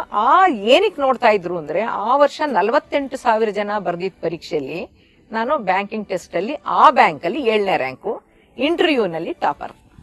ಹಾಗಾಗಿ ಎಲ್ರಿಗೂ ಆ ಹುಡುಗಿ ಹೇಗಿರ್ತಾಳೆ, ನಮ್ ಸೆಕ್ಷನ್ ಬರೋರು ಅಂತ ನೋಡ್ತಾ ಇದ್ರು ಅಂತ. ಆಗ ನನ್ಗೆ ಹೆಮ್ಮೆ ಆಯ್ತು. ಸ್ನೇಹಿತರೆ ಕೇಳಿದ್ರಲ್ಲ, ಕೆನರಾ ಬ್ಯಾಂಕ್ನಲ್ಲಿ ಬ್ರಾಂಚ್ ಮ್ಯಾನೇಜರ್ ಆಗಿ ತಾವು ಆನಂತರ ಆಫೀಸರ್ ಆಗಿ ರಿಟೈರ್ಡ್ ಆಗ್ತಾರೆ. ಒಂದು ದೊಡ್ಡ ಹುದ್ದೆನ ಅವರು ಗಳಿಸ್ಕೋತಾರೆ. ವೃತ್ತಿಯಲ್ಲಿ ನಲ್ಲಿ ಇದ್ದರೂ ಸಹ ಆನಂತರ ಅವರು ಅನೇಕ ಹವ್ಯಾಸಗಳನ್ನು ಶ್ರೀಮತಿ ಮನೋರಮಾ ಅವರು ರೂಢಿಸ್ಕೊಳ್ತಾರೆ. ಅವರದ್ದು she is A multi talented women. ಅವರು ಒಂದು ಎರಡಲ್ಲ ಹಲವಾರು ಕ್ಷೇತ್ರಗಳಲ್ಲಿ ಅವರು ಸಾಧನೆಯನ್ನು ಮಾಡ್ತಾರೆ. ನನಗೆ ಒಂದು ವಿಶೇಷವಾದಂಥ ಆಸಕ್ತಿ, ತಾವು ಶಿಕ್ಷಣ ಕ್ಷೇತ್ರದಲ್ಲಿ ಏನಾದರೂ ಮಾಡಬೇಕು, ವಿದ್ಯಾರ್ಥಿಗಳಿಗೆ ಏನಾದರೂ ಕೊಡಬೇಕು ಅನ್ನೋಂಥ ತಮ್ಮ ಆಸಕ್ತಿ. ಒಂದು ಬ್ಯಾಂಕ್ ಮಧ್ಯೆ ಕೆಲವರು ಕಳೆದೇ ಹೋಗ್ತಾರೆ. ಬ್ಯಾಂಕ್ ಮಧ್ಯೆ ಆ ದುಡ್ಡು ಎಣಿಸ್ಕೊಂಡು ಆ ಒಂದು ಬಾಕ್ಸ್ ಇರುತ್ತಲ್ಲ, ಆ ಕ್ಯಾಶ್ ಬಾಕ್ಸ್ ಒಳಗಡೆ ಅವರು ಒಂಥರ ಒಂದು ಮಿಷನ್ ಆಗಿಬಿಟ್ಟಿರ್ತಾರೆ. ನಾನು ನೋಡ್ತಿದ್ದಾಗ ಅವ್ರು ತಲೆ ಎತ್ತಿ ಯಾರು ಬಂದರು ಅಂತಲೇ ನೋಡಲ್ಲ, ಬರೀ ದುಡ್ಡು ಎಣಿಸ್ತಾ ಇರ್ತಾರೆ, ಹಿಂಗೆ ಕೊಡ್ತಾರೆ. ಸೊ ಆದರೆ ತಾವು ಆ ರೀತಿ ಆಗಲಿಲ್ಲ. ಆ ದುಡ್ಡನ್ನು ಪಕ್ಕಕ್ಕಿಟ್ಟು ಬೇರೆ ಕಡೆನೂ ಬಹಳಷ್ಟು ಯೋಚನೆ ಮಾಡಿದ್ರಿ. ಶಿಕ್ಷಣ ಕ್ಷೇತ್ರದಲ್ಲಿ ಏನು ತಮಗೆ ಆಸಕ್ತಿ ಬಂದದ್ದು? ನಮ್ಮ ತಾಯಿ ಬಹಳ ಒಳ್ಳೆ ಮಾತು ಹೇಳ್ತಾ ಇದ್ರು. ಹೊಟ್ಟೆಗಿಲ್ದಿದ್ರೆ ನಿಂಗೆ ತಲೆ ಇಲ್ವಾ, ತಲೆಲೇನು ಬುದ್ಧಿ ಇಲ್ವಾ, ಏನ್ ತಿಂದವರು ಬದುಕ್ತಾರೆ, ತಿಂದಿರೋರು ಸನ್ಯಾಸಿಗಳೆಲ್ಲ ಏನು ತಿಂದ ಹಿಮಾಲಯ ತಪ್ಪಲೆ ಉಪವಾಸ ಕುತ್ಕೊಂಡು ಮಾಡಲ್ವಾ? ಇದು ವಿದ್ಯಾಭ್ಯಾಸ ಒಂದು ತಪಸ್ಸು ಅನ್ಕೋ. ಬುದ್ಧಿ ಇದೆ ತಾನೇ, ಈಗ ನಿನ್ಗೆ 3 ಹೊತ್ತು ಊಟ ಮಾಡ್ಬೇಕಾ, ವಿದ್ಯಾಭ್ಯಾಸ ಮಾಡು. ನಿನ್ನನ್ನ ನೀ ಹುಟ್ಟಿಸ್ಕೊ, ನಂಗೆ ಹಾಕಕ್ ಹೋಗ್ತಾ ಇಲ್ಲ, ನೀನ್ ಹುಟ್ಟಿಸ್ಕೊ, ನಾನ್ ಹಿಂಗೆ ಧೈರ್ಯ ತುಂಬೋದು ಅಂತ ಬಹಳ ಧೈರ್ಯ ಆತ್ಮವಿಶ್ವಾಸ ತುಂಬಿ ನಿನ್ನಿಂದ ಸಾಧ್ಯ, ನೀನ್ ಮಾಡಬಲ್ಲೆ ಅನ್ನುವಂತ ಒಂದು ಹುರಿದುಂಬಿಸ್ತಾ ಇದ್ರು. ಹಾಗಾಗಿ ನನ್ನ ತಲೆಯಲ್ಲಿ ಯಾವಾಗ್ಲೂ ಇದ್ದಿದ್ರೆ ನಿಂಗೆ ಬುದ್ಧಿ ಇಲ್ವಾ ಅಂತಿದ್ರಲ್ವಾ, ನೀನ್ ಜಾಣೆ ಅಂತ ಎಲ್ಲ ತರ ಅಂದ್ರೆ ನೀನ್ ಜಾಣತನ ಇದ್ರೆ ವಿದ್ಯಾಭ್ಯಾಸದಲ್ಲಿ ತೋರ್ಸು ಅಂತಿದ್ರು. ಸೊ ಅದು ನನ್ಗೊಂಥರ ಚಾಲೆಂಜ್ ತರ ಆಗಿ ತಗೊಂಡು ವಿದ್ಯಾಭ್ಯಾಸಕ್ಕೆ ಬಂದೆ. ಆಮೇಲೆ ಬ್ಯಾಂಕಿಂಗ್ ಸೇರ್ಕೊಂಡ್ಮೇಲೆ ಮದ್ವೆನೂ ಆಯ್ತು. 2 ವರ್ಷ ಆದ್ಮೇಲೆ ಸೋದರ ಮಾವನಿಗೆ ಕೊಟ್ಟು ಮದ್ವೆ ಆಯ್ತು. ನನಗೆ ಹುಟ್ಟಿದಂತ ಮಗು, 2ನೇ ಮಗು ಸ್ವಲ್ಪ ಕಲಿಕೆ ಇದರಲ್ಲಿ ಮತ್ತೆ ಟ್ರಿಪಲ್ ಆಂಟಿಜನ್ ಕೊಟ್ಟ ತಕ್ಷಣ ಅಲರ್ಜಿ ಆಗ್ಬಿಟ್ಟು ಬಹಳ ಉಸಿರಾಟಕ್ಕೆ ತೊಂದರೆ, ತುಂಬಾ ಕಫ, ಸ್ಕಿನ್ ಅಲರ್ಜಿ ಈ ತರ ಎಲ್ಲ ಆಗ್ಬಿಟ್ಟು ತುಂಬಾ ತೊಂದರೆ ಆಗ್ಬಿಡ್ತು. ಆ ಟೈಮ್ನ ನನ್ಗೆ ಯಾವ ಪರೀಕ್ಷೆಗಳು ನಂಗೆ ತುಂಬಾ ಓದ್ಬೇಕು ಅಂತ ಆಸೆ ಆಗ್ಲೇ ಇಲ್ಲ. ಸೊ ಅದನ್ನ ಬಿಟ್ಬಿಟ್ಟು ಮಕ್ಕಳು ಒಂದ್ ಹಂತಕ್ಕೆ ಬರೋವರೆಗೂ ಬಿಟ್ಟು ಆವಾಗ ಆಧ್ಯಾತ್ಮಿಕ ತೊಡಗಿಸ್ಕೊಂಡೆ. ಆದ್ರೂ ಮನ್ಸಲ್ಲಿ ಇನ್ನೂ ಏನೋ ಮಾಡ್ಬೇಕು. ಬ್ಯಾಂಕಿಂಗ್ ಸೇರಿದವ್ರಿಗೆ CIEB ಅಂತ ಒಂದು ಪರೀಕ್ಷೆ ಇರುತ್ತೆ. ಅದು part A, part 1 and part 2 ಅಂತ ಇರುತ್ತೆ. ಪಾರ್ಟ್ 1 ನಲ್ಲಿ 6 ಸಬ್ಜೆಕ್ಟ್ ಇರುತ್ತೆ, ಪಾರ್ಟ್ 2 ನಲ್ಲಿ 5 ಸಬ್ಜೆಕ್ಟ್ ಇರುತ್ತೆ. ಸೊ ನಾನು ಅದರಲ್ಲಿ ತಿರುಗಿ ನಾನು ಓದಿರೋ ಕಾಮರ್ಸ್ಗೆ ಸಂಬಂಧಪಟ್ಟಿದ್ದೆ ವೃದ್ಧ ಕ್ಷೇತ್ರಕ್ಕೆ ಬಂದ್ಮೇಲೆ ಮಾಡ್ಬೇಕಲ್ಲ ಅಂತ ಆ ಪರೀಕ್ಷೆಯನ್ನ ಮೆಂಬರ್ ಆಗಿ ಮಾಡಿದೆ. ಪಾರ್ಟ್ 1 ಅಟೆಂಪ್ಟ್ ಮಾಡಕ್ಕೆ 8 ಅಟೆಂಪ್ಟ್ ಕೊಡ್ತಾರೆ ಪಾಸ್ ಮಾಡಕ್ಕೆ. ನಾನು ಫಸ್ಟ್ ಅಟೆಂಪ್ಟ್ ಅಲ್ಲೇ 6 ಸಬ್ಜೆಕ್ಟ್ ಅನ್ನು ಪಾಸ್ ಮಾಡಿ ಅದರಲ್ಲೂ ಹೈಯೆಸ್ಟ್ ಬಂದು ಕೆನರಾ ಬ್ಯಾಂಕ್ ಇಂದ AG ಪೈ ಅವಾರ್ಡ್ ಬಂತು. ಆಗ ನಮ್ಗೆ ಬ್ಯಾಂಕ್ ಇಂದಾನೆ ಸಜೆಸ್ಟ್ ಮಾಡಿದ್ರು, ಇನ್ಸ್ಟಿಟ್ಯೂಟಿಗೆ ಒಂದು ಬರೀ, ಇಷ್ಟು ಒಳ್ಳೆ ಮಾರ್ಕ್ಸ್ ತಗೊಂಡಿದ್ಯಲ್ಲ, ಏನಾದ್ರೂ ಅವಾರ್ಡ್ ಸಿಗಬಹುದು ನಿನ್ಗೆ, ಟ್ರೈ ಮಾಡು ಅಂತ ಬರ್ದೆ. ಆಗ ಬ್ಯಾಂಕಿಂಗ್ ಅಲ್ಲಿ ಆಲ್ ಇಂಡಿಯಾ 2nd ಹೈಯೆಸ್ಟ್ ಅಂತ ಗೊತ್ತಾಯ್ತು. ಸೊ ನಂಗೆ ಬಹಳ ಸಂತೋಷ ಆಯ್ತು ಅದು. ಸೊ ವಿದ್ಯಾಭ್ಯಾಸ ನೋಡಿದ್ಯಾ, ನಾನು ಹೇಗೆಲ್ಲ ಮಾಡಿ ಎಷ್ಟು ವರ್ಷ ಗ್ಯಾಪ್ ಕೊಟ್ಟು ವಿದ್ಯಾಭ್ಯಾಸ ಮಾಡ್ತಾ ಇದ್ದೀನಿ, ಏನಾದ್ರು ಒಂದ್ ಸ್ವಲ್ಪ ಸಾಧನೆಗಳನ್ನ ಮಾಡ್ತಾ ಇದ್ದೀನಿ. ಅದನ್ನ ಜನಕ್ಕೆ ಹೇಳ್ಕೊಡ್ಬೇಕು ಅಂತ ಯಾರ್ಯಾರು CIB ನ 8 ವರ್ಷ ಕಟ್ಟಿ 8 ಅಟೆಂಪ್ಟ್ ಮಾಡಿ ಪಾಸ್ ಅವ್ರಿಗೆಲ್ಲ ಹೇಳ್ಕೊಟ್ಟು ಮಾಡೆಲ್ ಆನ್ಸರ್ಸ್ ಬರ್ಕೊಡಕ್ ಶುರು ಮಾಡಿದೆ. ಈ ತರ ಮಾಡಿದ್ರೆ ಬ್ಯಾಂಕ್ 5:30 ಮುಗಿದ್ಮೇಲೆ 1 ಅವರ್ ಕೂತ್ಕೊಂಡು ಫಾರಿನ್ ಎಕ್ಸ್ಚೇಂಜ್ ಹೇಳ್ಕೊಡ್ತಾ ಇದ್ದೆ. ಬ್ಯಾಂಕಿಂಗ್ ಹೆಂಗ್ ಬರೀಬೇಕು, ಕರೆಂಟ್ ಎಕನಾಮಿಕ್ ಪ್ರಾಬ್ಲಮ್ಸ್ ಅಂದ್ರೆ ಯಾವ ತರ ಎಕನಾಮಿಕ್ ಟೈಮ್ಸ್ ಓದ್ಬೇಕು, ಅದ್ರಲ್ಲಿ 40 ಮಾರ್ಕ್ಸ್ ಇದಕ್ಕೆ ಹೆಂಗ್ ಹೊಂದಾಣಿಕೆ ಮಾಡ್ಕೊಂಡು ಸೇರ್ಸ್ಬಿಡೋದು ಹೇಗೆ ಅಂತ ಹೇಳ್ಕೊಟ್ಟು ತುಂಬಾ ಜನ ಬಿಟ್ಟಿದ್ದವರೆಲ್ಲ ಮಾಡ್ತಾ ಬಂದ್ರು. ನನ್ನ ಮಗಳಿಗೂ ನಾವೇನೇ ಆ ವೃತ್ತಿ ಹೇಳ್ಕೊಡ್ತೀವಿ. ನನ್ನ ಮಗಳು 5th ರ್ಯಾಂಕು ಗೋಲ್ಡ್ ಮೆಡಲಿಸ್ಟ್. ಅಂದ್ರೆ ನಾನು ಓದೋ ವಿಧಾನ, ನನ್ನ ಒಂದು ಬ್ಯಾಕ್ ಗ್ರೌಂಡ್ ಅಥವಾ ಕಲಿಕಾ ವಿಧಾನ ಇರ್ಬೋದು, ಅದನ್ನೆಲ್ಲ ನನ್ನ ಮಕ್ಕಳಿಗೆ ಅಳವಡಿಸ್ತೆ. ಅವಳು ದೊಡ್ಡವಳು, ರ್ಯಾಂಕ್ ಎಲ್ಲ ಬಂದ್ಲು. ನಾನು ಸಾಧನೆಗಳು ಮಾಡಿದೆ. ಇದು ನನಗ್ ಮಾತ್ರ ಸೀಮಿತ ಆಗ್ಬಾರ್ದು, ಎಷ್ಟೋ ಜನ ವಿದ್ಯಾರ್ಥಿಗಳಿದ್ದಾರೆ ಅವ್ರಿಗೂ ಹೋಗ್ಬೇಕು ಅಂತ ಹೇಳಿ ಅವ್ರಗಳಿಗೂ ಕೂಡ ಕಲ್ತ್ಕೊಳ್ಳೋದು ಹೇಗೆ, ನೋಟ್ಸ್ ಮಾಡ್ಕೊಳ್ಳೋದು ಹೇಗೆ, ಅಬ್ರಿಜ್ ನೋಟ್ಸ್ ಮಾಡ್ಕೊಳ್ಳೋದು ಹೇಗೆ, ರಿಕಲೆಕ್ಟ್ ಮಾಡ್ಕೊಳ್ಳೋದು ಹೇಗೆ, ನೆನಪು ಅಂದ್ರೆ ಏನು, ಯಾಕೆ ನಾವು ಅನ್ಕೊಂಡಷ್ಟು ಅಂಕಗಳು ಬರಲ್ಲ, ಈ ತರ ಹಲವಾರು. ಫಸ್ಟ್ ವಿದ್ಯೆ ಅವಶ್ಯಕತೆ ಏನು, ವಿದ್ಯೆಯ ಮಹತ್ವ ಏನು ಹೇಳ್ತಾ ಬಂದೆ. ವಿದ್ಯಾರ್ಥಿ ಅಂದ್ರೆ 18 ಗುಣಲಕ್ಷಣಗಳು ಏನಿರ್ಬೇಕು, ಅದನ್ನ ಬೆಳೆಸ್ಕೊಳ್ಳೋದು ಹೇಗೆ, ಆತ್ಮವಿಶ್ವಾಸ ಅಂದ್ರೇನು, ಈ ತರ ವಿದ್ಯಾರ್ಥಿಗಳಿಗೆ ಪೂರಕವಾಗಿ ಅವ್ರ ಸಾಧನೆಗೆ ಬೇಕಿರೋದನ್ನೆಲ್ಲ ತಿಳಿಸ್ತಾ ಬಂದೆ. ಜೊತೆಗೆ ಬರೀ ವಿದ್ಯಾರ್ಥಿಗಳಿಗೆ ಮಾತ್ರ ಹೇಳಿದ್ರೆ ಸಾಲಲ್ಲ ಅಂತ ಪೋಷಕರಿಗೆ ಹೇಳಕ್ ಶುರು ಮಾಡಿದೆ. ನೀವು ಮಕ್ಕಳ ಮೇಲೆ ತುಂಬಾ ಒತ್ತಡ ಹಾಕೋದ್ರಿಂದ ಬರಲ್ಲ, ನೀವೇನೋ ನಿಮ್ ಕೆಲಸ ನೀವ್ ಮಾಡ್ಕೊಂಡ್ ಮಕ್ಕಳನ್ನ ಅವ್ರ ಹಂಗೆ ಬಿಟ್ರು ಬರಲ್ಲ, 8ನೇ ಕ್ಲಾಸ್ ವರ್ಗುನಾದ್ರೂ ನೀವ್ ಜೊತೆಲಿ ಕೂತ್ಕೊಂಡು ಕಲಿಸ್ಬೇಕು ಅಂತ ಅವ್ರಿಗೆ ಹೇಳಕ್ ಶುರು ಮಾಡಿದೆ. ಆಮೇಲೆ ಶಿಕ್ಷಕರಿಗೂ ಸಣ್ಣ ಗುಂಪಿನ ಶಿಕ್ಷಕರಿಗೆ ಹೇಳ್ತಾ ಬಂದೆ, ನೀವು ಶಿಕ್ಷಕ ವೃತ್ತಿಗೆ ಬಂದ್ಬಿಟ್ಟು ಬರೀ ಸಂಬಳ ತಗೋತೀನಿ, ಸಂಬಳ ಎಷ್ಟಾಗುತ್ತೋ ಅಷ್ಟು ಮಾಡ್ತೀನಿ ಅಂತ ನೀವು ಆ ಭಾವನೆಯಲ್ಲಿ ನೀವು ಕೆಲಸ ಮಾಡಬಾರ್ದು ಅಂತ. ನನಗೊಬ್ರು ವೀಣಾ ಅಂತ ಒಬ್ರು ಟೀಚರ್ ಸಿಕ್ಕಿದ್ರು. ಅವ್ರು ನಿಮ್ ಶಾಲೆನಲ್ಲಿ ಮಾರ್ಕ್ಸ್ ಹೇಗಿದೆ SLC ರಿಸಲ್ಟ್ ಅಂತ ಕೇಳಿದೆ. 0 ಅಂದ್ರು. ನನಗ್ ಶಾಕ್ ಆಗೋಯ್ತು. ಹೇಳಿದೆ, ಯಾಕೆ 0 ಅಂತೀರಾ, ನೀವು ಪಾಠ ಮಾಡಲ್ವಾ ಅಂತ. ಮಾಡ್ತೀವಿ, ಟೀಚರ್ಸ್ ಇಲ್ವಾ, ಇದಾರೆ. ಸ್ಟೂಡೆಂಟ್ಸ್ ಎಷ್ಟು ಜನ ಇದ್ದಾರೆ, ಅವರೆಲ್ಲ ಮನೆ ಕೆಲ್ಸಕ್ಕೆ ಹೋಗೋರು ಬರ್ತಾರೆ, ಒಂದು ಎಷ್ಟೋ ಅಷ್ಟು ಕಲ್ತ್ಕೋತಾರೆ, ಬಟ್ಟೆ ಎಲ್ಲ ಒದ್ದೆ ಆಗಿರುತ್ತೆ. ನಾವು ಅವೇನ್ರಿ 500 ರೂಪಾಯಿ ಸಂಬಳ ಕೊಡ್ತಾರೆ, ಅದಕ್ಕೆ ಎಷ್ಟು ಬೇಕೋ ಅಷ್ಟು ಹೇಳ್ಕೊಡ್ತೀವಿ ಅಂದ್ರು. ನಾನು ಹೇಳಿದೆ, ನೀವು ತಪ್ಪು ತಿಳ್ಕೊಳ್ದೆ ಇದ್ರೆ ಒಂದು ಮಾತು ಹೇಳ್ತೀನಿ. ಏನು ಅಂದ್ರು, ನೀವು ದಯವಿಟ್ಟು ಶಿಕ್ಷಣ ಕ್ಷೇತ್ರನ ಬಿಟ್ಬಿಟ್ಟು ನೀವು ರಿಟೈರ್ಮೆಂಟ್ ತಗೊಂಡ್ ಬನ್ನಿ ಅಂದೆ. ಯಾಕೆ ಹಾಗಂತೀರಾ ಅಂದೆ, ನೀವು ಕಲ್ಸೋರ್ಗೆ ನಿಮ್ಗೆ ಇಷ್ಟು ಉಡಾಫೆ ಇದ್ರೆ ಕಲ್ತ್ಕೊಳ್ಳೋರ್ಗೇನು ಆಸಕ್ತಿ ಬರೆಯುತ್ತೆ? ಯಾಕಂದ್ರೆ ವಿದ್ಯಾರ್ಥಿಗಳಿಗೆ ಆಸಕ್ತಿನ ಹುಟ್ಟಿಸ್ಬೇಕಿರೋದು ಇಲ್ಲ ಪೇರೆಂಟ್ಸು ಇಲ್ಲ ಟೀಚರ್ಸು. ನೀವು ನಾವು ಕೊಡೋ ಸಂಬಳಕ್ಕೆ ಇಷ್ಟು ಹೇಳ್ಕೊಟ್ಟಿದ್ದೀನಲ್ಲ ಅಷ್ಟೇ ಸಾಕು ಅನ್ನೋ ತರ ಇದ್ರೆ ಖಂಡಿತ ನೀವು ಟೀಚ್ ಮಾಡಬೇಡಿ, ಬಿಟ್ಬಿಡಿ ನೀವು. ಹಾಗಾಗಿ ಅದಾದ್ಮೇಲೆ ಟೀಚರ್ಸ್ಗೆ ಓರಿಯೆಂಟೇಷನ್ ಪ್ರೋಗ್ರಾಮ್ ಮಾಡಕ್ ಶುರು ಮಾಡಿದೆ. ಮಕ್ಕಳಿಗೆ ಕಡಿಮೆ ಅಂಕ ತಗೊಂಡವ್ರು ಪಾಸ್ ಆಗೋದು ಹೇಗೆ, ಪಾಸ್ ಆಗ್ತಿರೋರು ಡಿಸ್ಟಿಂಕ್ಷನ್ ತಗೊಳ್ಳೋದು ಹೇಗೆ, ಡಿಸ್ಟಿಂಕ್ಷನ್ ತಗೊಂಡ್ರು ರ್ಯಾಂಕ್ ತಗೊಳ್ಳೋದು ಹೇಗೆ, ಈ ತರ ಯಾವ ರೀತಿ ವಿದ್ಯಾಭ್ಯಾಸ ಮಾಡಬೇಕು ಅಂತ ಹೇಳ್ತಾ ಬಂದೆ. ಅದು ಅವ್ರು ಮನೋರಮಾ ಮನೇಲಿ ಹೇಳ್ತಾರೆ ಅಂತ ಹೇಳಿ ಹೇಳಿ ಹೇಳಿ ನಮ್ಗೆ ಮನೆಗೂ ಬರೋರು ಜನ ಜಾಸ್ತಿ ಆದ್ರು. ಮನೆಯಲ್ಲಿ ಕ್ಲಾಸ್ ಮಾಡಕ್ ಶುರು ಮಾಡಿದೆ. ಶನಿವಾರ ಭಾನುವಾರಗಳು ಮಾತ್ರ ಶುರು ಮಾಡಿದೆ. ವಿದ್ಯಾಭ್ಯಾಸ ಮಾಡೋ ವಿಧಾನಗಳು ಎಲ್ಲ ಹೇಳಿದೆ. ಹಾಗಾಗಿ ಏನಾಯ್ತು, ಪೇರೆಂಟ್ಸು ಇನ್ವಾಲ್ವ್ ಆಗ್ತಿದ್ರು, ಟೀಚರ್ಸ್ ಇನ್ವಾಲ್ವ್ ಆಗ್ತಾ ಇದ್ರು. ಮತ್ತೆ ಸ್ಟೂಡೆಂಟ್ಸ್ಗೆ ಡೈರೆಕ್ಟ್ ಆಗಿ ನಾನು ಇವೆಲ್ಲ ಲರ್ನಿಂಗ್ ಸ್ಕಿಲ್ಸು, ಸ್ಕೋರಿಂಗ್ ಸ್ಕಿಲ್ಸು, ಆಮೇಲೆ ಸ್ಪೀಕಿಂಗ್ ಸ್ಕಿಲ್ಸ್, ಈ ತರ ಪ್ರತಿಯೊಂದನ್ನು ಮಕ್ಕಳಿಗೆ ವಿದ್ಯಾರ್ಥಿ ಆದವನು ಮುಂದೆ ಒಳ್ಳೆ ಪ್ರಜೆ ಆಗ್ಬೇಕಾದ್ರೆ ಏನಾಗ್ಬೇಕು ಅದಷ್ಟನ್ನು ಹೇಳ್ಕೊಡ್ತಾ ಹೋದೆ. ಸೊ ತುಂಬಾ ಒಂದು ಜನಗಳ ಪರಿಚಯ ಆದ್ಮೇಲೆ ಎಲ್ರು ಕೇಳಕ್ ಶುರು ಮಾಡಿದ್ರು, ನೀವು ವಿದ್ಯಾರ್ಥಿಗಳು ಇಷ್ಟೆಲ್ಲ ಕ್ಲಾಸ್ ಮಾಡ್ತೀರಾ, ನಮ್ಗೆ ಅವ್ರು ನಿಮ್ಮ ಹತ್ರ ಕೇಳಿಸ್ಕೊಂಡು ಅದೇನ್ ಹೇಳಿದ್ರೆ ಹೇಳಕ್ ಬರ್ತಾ ಇಲ್ಲ, ನಾವೊಂದು ಫಾಲೋ ಅಪ್ ಮಾಡೋಕೆ ನೀವೇನ್ ಹೇಳಿದಿರೋ ನಮಗ್ ಗೊತ್ತಾಗ್ತಿಲ್ಲ, why don't you bring it in the form of a book ಅಂತ ಕೇಳ. ಆವಾಗ ವಿದ್ಯಾರ್ಥಿಗಳಿಗಾಗಿ ಸರಳ ಅಧ್ಯಯನ ತಂತ್ರಗಳು ಅಂತ ಒಂದು ಪುಸ್ತಕವನ್ನ ಬರೆದೆ. ನಾನು ಬ್ಯಾಂಕಲ್ಲಿ ಇದ್ದಾಗ್ಲೂ ನನ್ಗೊಂಥರ ಶಿಕ್ಷಣ ಕ್ಷೇತ್ರ ಒಂದು ನನ್ನ ಫ್ಯಾಮಿಲಿ ಬಹಳ ತೊಂದರೆಗಳು, ಕಷ್ಟಗಳು, ಆಪರೇಷನ್ ಮೇಲೆ ಇದೆಲ್ಲ ಇದ್ದಿದ್ರಿಂದ ಒಂಥರ ಅದೆರಡು ಹೊಂದಾಣಿಕೆಗೆ ಹೋಗ್ತಾ ಇದ್ದಿದ್ದು. ನಾನು ಆಧ್ಯಾತ್ಮನೂ ಧ್ಯಾನದ ಜೊತೆಗೆ ಮಕ್ಕಳಿಗೆ ಮಿಕ್ಸ್ ಮಾಡಿ ಮಕ್ಕಳಿಗೂ ಒಂಚೂರು ಧ್ಯಾನ, ಕಾನ್ಸಂಟ್ರೇಷನ್ ಅಂದ್ರೇನು, ಯಾಕೆ ಬರಲ್ಲ ಅಂತ ಎರಡು ಹೊಂದಾಣಿಕೆ ಮಾಡಿ ಹೇಳ್ತಾ ಹೋಗಿದ್ರಿಂದ ಮಕ್ಕಳಲ್ಲಿ ಇಂಪ್ರೂವ್ಮೆಂಟ್ಸ್ ಕಾಣ್ತು, ನಡವಳಿಕೆಯಲ್ಲಿ ಇಂಪ್ರೂವ್ಮೆಂಟ್ಸ್ ಕಾಣ್ತು, ಒಂದು ಉಡಾಫೆ ಕಡಿಮೆ ಆಯ್ತು. ಹಾಗಾಗಿ ನನಗೆ ವಿದ್ಯಾರ್ಥಿ ಜನನ್ನ ತುಂಬಾ ಎನ್ಕರೇಜ್ ಮಾಡಬೇಕು ಅನ್ನೋದು ನನಗೆ ಬಂತು. ಸೊ ಆನಂತರ ತಾವು ಪುಸ್ತಕಗಳನ್ನು ಬರೀತೀರಿ. ಆಮೇಲೆ DDP ಅವರು ಬಹಳ ಇಷ್ಟಪಟ್ಟು ಇದು ನನ್ನ ಪುಸ್ತಕವನ್ನು ಪ್ರಿಂಟ್ ಮಾಡೋಣ ಅಂತ ಹೇಳ್ತಾರೆ. ಅದಾದ್ಮೇಲೆ ಶಿಕ್ಷಣ ಕ್ಷೇತ್ರದಿಂದಲೇ ಎಲ್ಲ ಶಾಲೆಗಳಿಗೆ ಆ ಪುಸ್ತಕ ಸರ್ಕ್ಯುಲೇಷನ್ ಡಿಸ್ಕೌಂಟಕ್ಕಾಗುತ್ತೆ. ನಿಮ್ಮ ಪುಸ್ತಕಗಳು ಬಹಳಷ್ಟು ಫೇಮಸ್ ಆಗುತ್ತೆ, ಬಹಳಷ್ಟು ಸಕ್ಸಸ್ ಅನ್ನೋದು ತಾವು ನೋಡ್ತೀರಿ. ಮತ್ತು ಇದ್ರ ಜೊತೆಯಾಗಿ ಒಂದು ಶಿಕ್ಷಣ, ಇನ್ನೊಂದು ಬ್ಯಾಂಕಿಂಗ್, ಇವೆರಡು ಜೊತೆಯಲ್ಲಿ ತಮ್ಮ ಫ್ಯಾಮಿಲಿ, ಇದೆಲ್ಲವೂ ಒಂದು ಕಡೆ ಬದಿಗಿಟ್ಟರೆ ಒಂದು ದೊಡ್ಡ ಕ್ಷೇತ್ರಕ್ಕೆ ತಮ್ಮನ್ನು ತಾವು ತೆರೆದುಕೊಳ್ತೀರಿ. ನೀವು ಒಂದೇ ಕಡೆ ಸುಮ್ಮನೆ ಕೂತವರೇ ಅಲ್ಲ ಯಾವತ್ತು ಜೀವನದಲ್ಲಿ. ಇದೆಲ್ಲ ಕೆಲಸ ಆಯ್ತು, ಈಗ ಆರಾಮಾಗಿ ಮಾಡ್ಕೊಳ್ಳೋಣ, ನಿದ್ದೆ ಮಾಡೋಣ, ಪಿಕ್ಚರ್ಗೆ ಹೋಗೋಣ, ಇಂಥದ್ದು ಯಾವುದು ತಾವು ನೋಡಲೇ ಇಲ್ಲ. ಏನಾದರೂ ಮಾಡಬೇಕು ಅನ್ನೋಂಥ ತುಡಿತ. ನಿಮ್ಮ ಪ್ರೊಫೈಲ್ನ ನಾನು ನೋಡ್ತಿದ್ದಾಗ ನನಗೆ ಬಹಳ ಆಶ್ಚರ್ಯ ಆಗುತ್ತೆ. ಸ್ನೇಹಿತರೆ, ಶರಣ ಬಂಧುಗಳೇ, ಮನೋರಮಾ ಮೇಡಮ್ ಅವರು ಒಂದು ಪುಸ್ತಕ ಬರೀತಾರೆ, ಮತ್ತೊಂದು ಬೇರೆ ಬೇರೆ ಕಡೆ ಹಲವಾರು ಕೆಲಸಗಳನ್ನು ಮಾಡ್ತಾರೆ. ಜೊತೆಗೆ ಇನ್ನೂ ಹಲವಾರು ಇವರ ಆಸಕ್ತಿಗಳನ್ನು ನಾವು ನೋಡಿದಾಗ ಔಷಧಿ ಚಿಕಿತ್ಸೆಗಳಾದಂತಹ ಆಯಸ್ಕಾಂತ ಚಿಕಿತ್ಸೆ, ಪ್ರಕೃತಿ ಚಿಕಿತ್ಸೆ, ವರ್ಣ ಚಿಕಿತ್ಸೆ, ಹಿಪ್ನೋಸಿಸ್, ಕಾಸ್ಮಿಕ್ ಹೀಲಿಂಗ್, ಆಕ್ಯುಪ್ರೆಷರ್, ಈ ಥರ ಹಲವಾರು ಆಸಕ್ತಿಗಳನ್ನು ತಾವೆಲ್ಲ ಬೆಳೆಸ್ಕೋತೀರಿ. ಒಂದು ತಮ್ಮ ಪತಿ ಕೃಷ್ಣಮೂರ್ತಿ ಸರ್ ಅವರು ಅದರಲ್ಲಿ ಒಂದಷ್ಟು ಎಕ್ಸ್ಪರ್ಟ್ ಆಗಿರುವಂಥದ್ದು. ಇವೆಲ್ಲ ಹೆಂಗೆ ಮಾಡೋಕ್ಕಾಯ್ತು ಮೇಡಮ್? ಇದೆಲ್ಲವೂ ಏನು ಒಂದಕ್ಕೊಂದು ಇಂಟರ್ ಕನೆಕ್ಟೆಡ್ ಆಗಿದೆಯಾ ಏನು? Necessity is the mother of invention. Exactly. ಅವಶ್ಯಕತೆ ಬೀಳದಿದ್ರೆ ಅದ್ರ ಕಡೆಗೆ ನಮ್ಗೆ ಆಸಕ್ತಿನೇ ಹೋಗಲ್ಲ. ನನ್ನ ಮಗಳಿಗೆ ಟ್ರಿಪಲ್ ಆಂಟಿಜನ್ ಕೊಟ್ಟು ಅಲರ್ಜಿ ಆಯ್ತು ಅಂತ ಹೇಳಿದೆ. 6 ವರ್ಷ ಆದ್ರೂ ಮಾತು ಬರ್ಲಿಲ್ಲ. ಎಲ್ಲ ಕತ್ತು ನಿಂತಿದ್ದಿರ್ಬೋದು, ನಡೆದಿದ್ದಿರ್ಬೋದು, ಪ್ರತಿಯೊಂದು ನಿಧಾನ ಆಗೋಯ್ತು. ಟ್ರಿಪಲ್ ಆಂಟಿಜನ್ ಬೂಸ್ಟರ್ ಡೋಸ್ ಕೊಡಬೇಡಿ ಅಂತ ನಾನು ರಿಕ್ವೆಸ್ಟ್ ಮಾಡಿದ್ರು ಕೂಡ ಇಲ್ಲೆಲ್ಲ ನಿಲ್ಸಕ್ಕಾಗಲ್ಲ, ಕೊಡ್ಲೇಬೇಕು ಅಂದ್ಬಿಟ್ರು. ಕೊಟ್ಟ ಮೇಲೆ ಈ ಮಾತ್ ನಿಧಾನ, ನಡಿಗೆ ನಿಧಾನ, ಎಲ್ಲ ನಿಧಾನ ಆದಾಗ ನೀವು ಬೂಸ್ಟರ್ ಡೋಸ್ ಆವಾಗ ಕೊಡಿಸ್ಬಾರ್ದಿತ್ತು ಅಂತ 5 ವರ್ಷದ ಮೇಲೆ ಹೇಳಿದ್ರು. ಹಾಗಾಗಿ ನಾನೊಂಥರ ಒಂದು ಗೊಂದಲಕ್ಕೆ ಸಿಕ್ಕಾಕೊಂಡಂಗಾಗೋಯ್ತು. ಯಾರ ಹತ್ರ ಹೋದ್ರು ಕಿವಿ 100% ಕೇಳುತ್ತೆ, ಮಾತು ಯಾಕೆ ಬರಲ್ಲ ನನ್ ಕೇಳ್ತಾರೆ. ಮತ್ತೆ ಅವಳಿಗೆ ಒಂಥರ ಕಾಂಪ್ಲೆಕ್ಸಸ್, ಯಾರನ್ನಾರ ನೋಡಿದ್ರೆ ಹಿಂದಕ್ಕೆ ಮಂಚದಲ್ಲಿ ಹಿಂದಿ ಕುಟಗೋಡು, ಅವ್ರ ತಂದೆ ನೋಡಿದ್ರು ಹಿಂದಿ ಕುಟಗೋಡು. ಸೊ ಮುಂದಕ್ಕೆ ಬರಲ್ಲ, ನಾವು ಕರೆದ್ರೆ ಇದ್ ಮಾಡಲ್ಲ, ಚಾಕ್ಲೇಟ್ ಕೊಟ್ರೆ ತಿನ್ಬೇಕು ಅಂತ ಗೊತ್ತಿಲ್ಲ.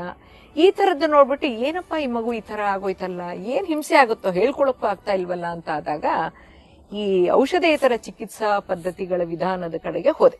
ಔಟ್ ಆಫ್ ಮೆಡಿಸಿನ್ ಇಲ್ದೇ ಇರೋಂಥದ್ದು. ಹೌದು, ಔಷಧಿನೇ ಇಲ್ಲ.